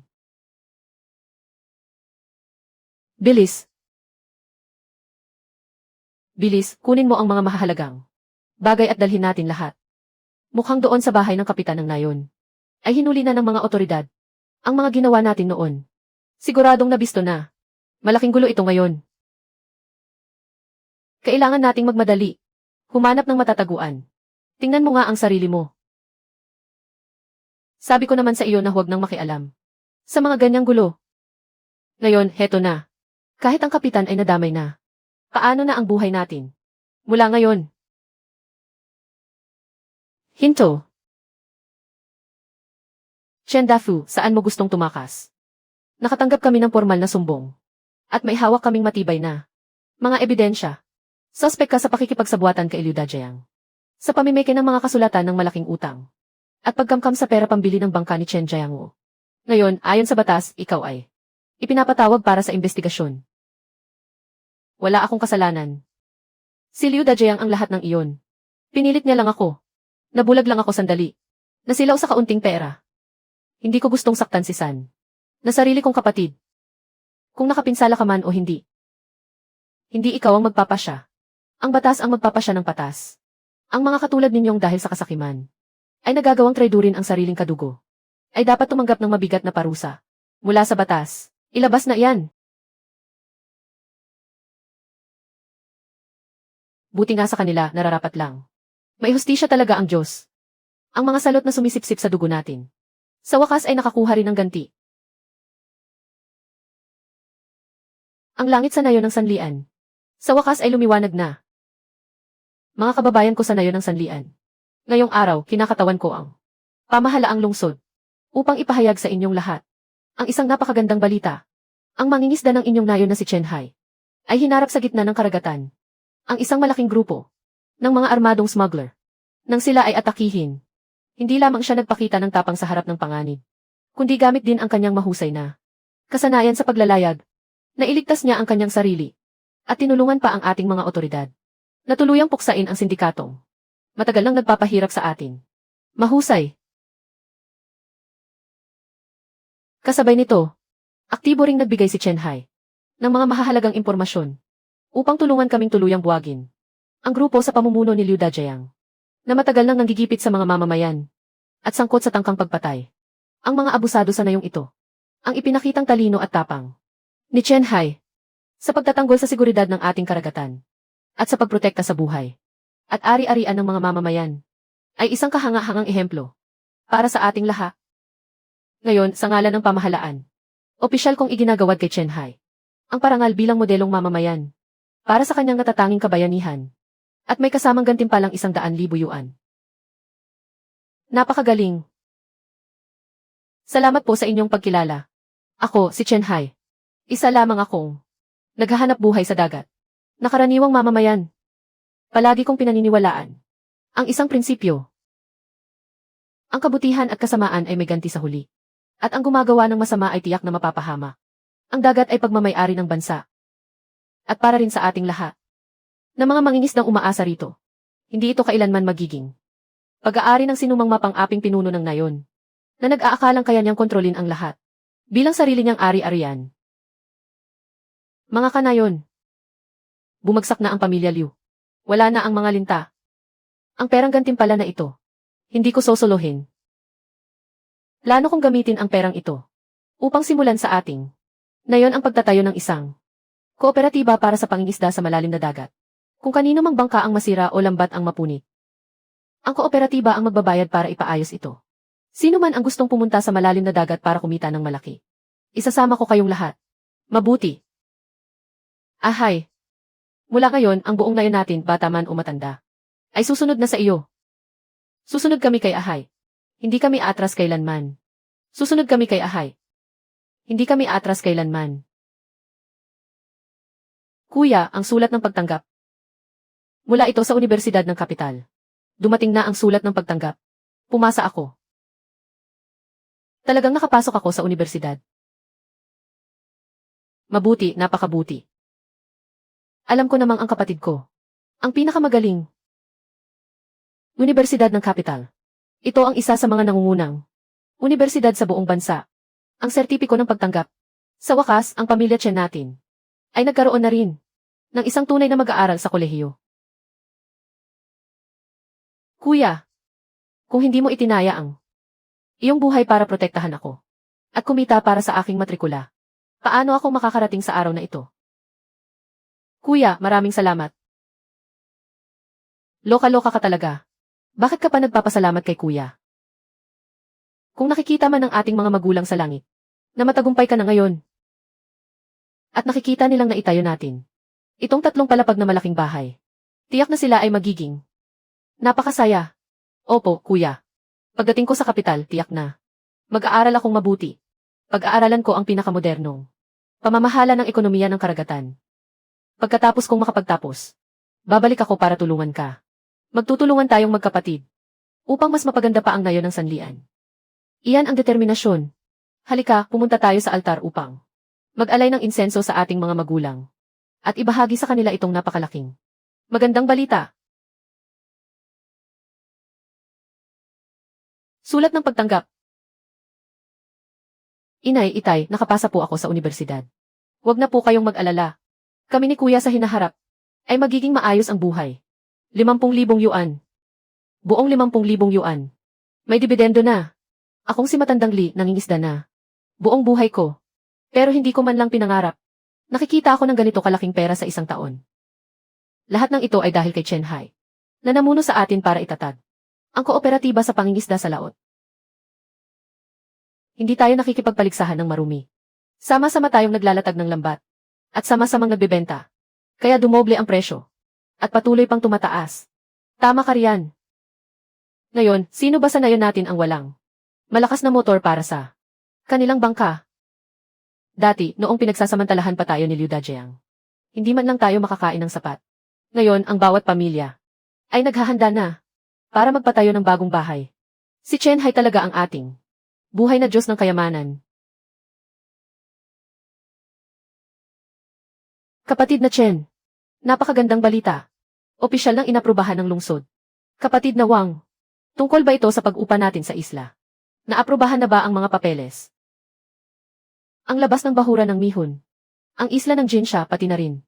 Ang libo-libong ektarya ng karagatan sa paligid nito. Simula sa araw na ito, ay opisyal ng pagmamay-ari ng ating kooperatiba. Sa loob ng 50 taon, sinabi ng mga pinuno ng lungsod, buong puso nilang susuportahan tayo sa pagbuo ng malawakang ekolohikal na pagsasaka sa dagat at basehan ng pangingisda sa malalim na dagat. Ayos. Mga kanayon, narinig ninyo ba iyon? Atin na ang isla ng Jinsha. Sa nakalipas na taon, umasa tayo sa mababaw at gitnang bahagi ng dagat para kumita ng una nating yaman. Pero hindi pa sapat iyon. Hindi mabubuhay ang malaking isda sa mababaw na tubig. Gagamitin natin ang inupahang isla na ito para itayo ang pinakamalaking planta ng cold storage sa buong lalawigan at ang pinakamodernong kulungan ng isda sa malalim na dagat.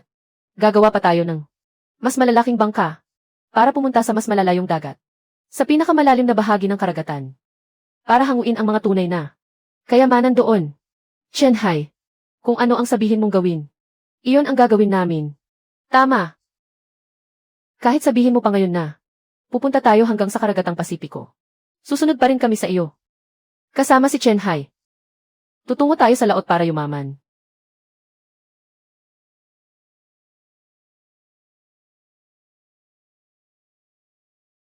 Nakaangkong na ang malaking bangka. CJ, mga kanayon, sakay na sa bangka. Ngayong araw, tutungo tayo sa pinakamalalim na karagatan para magpalawak ng ating pananaw. Kasama si Chen Hai. Tutungo tayo sa malalim na dagat. Ilustrasyon ng Sea God. Ang huling anyo ay bukas na.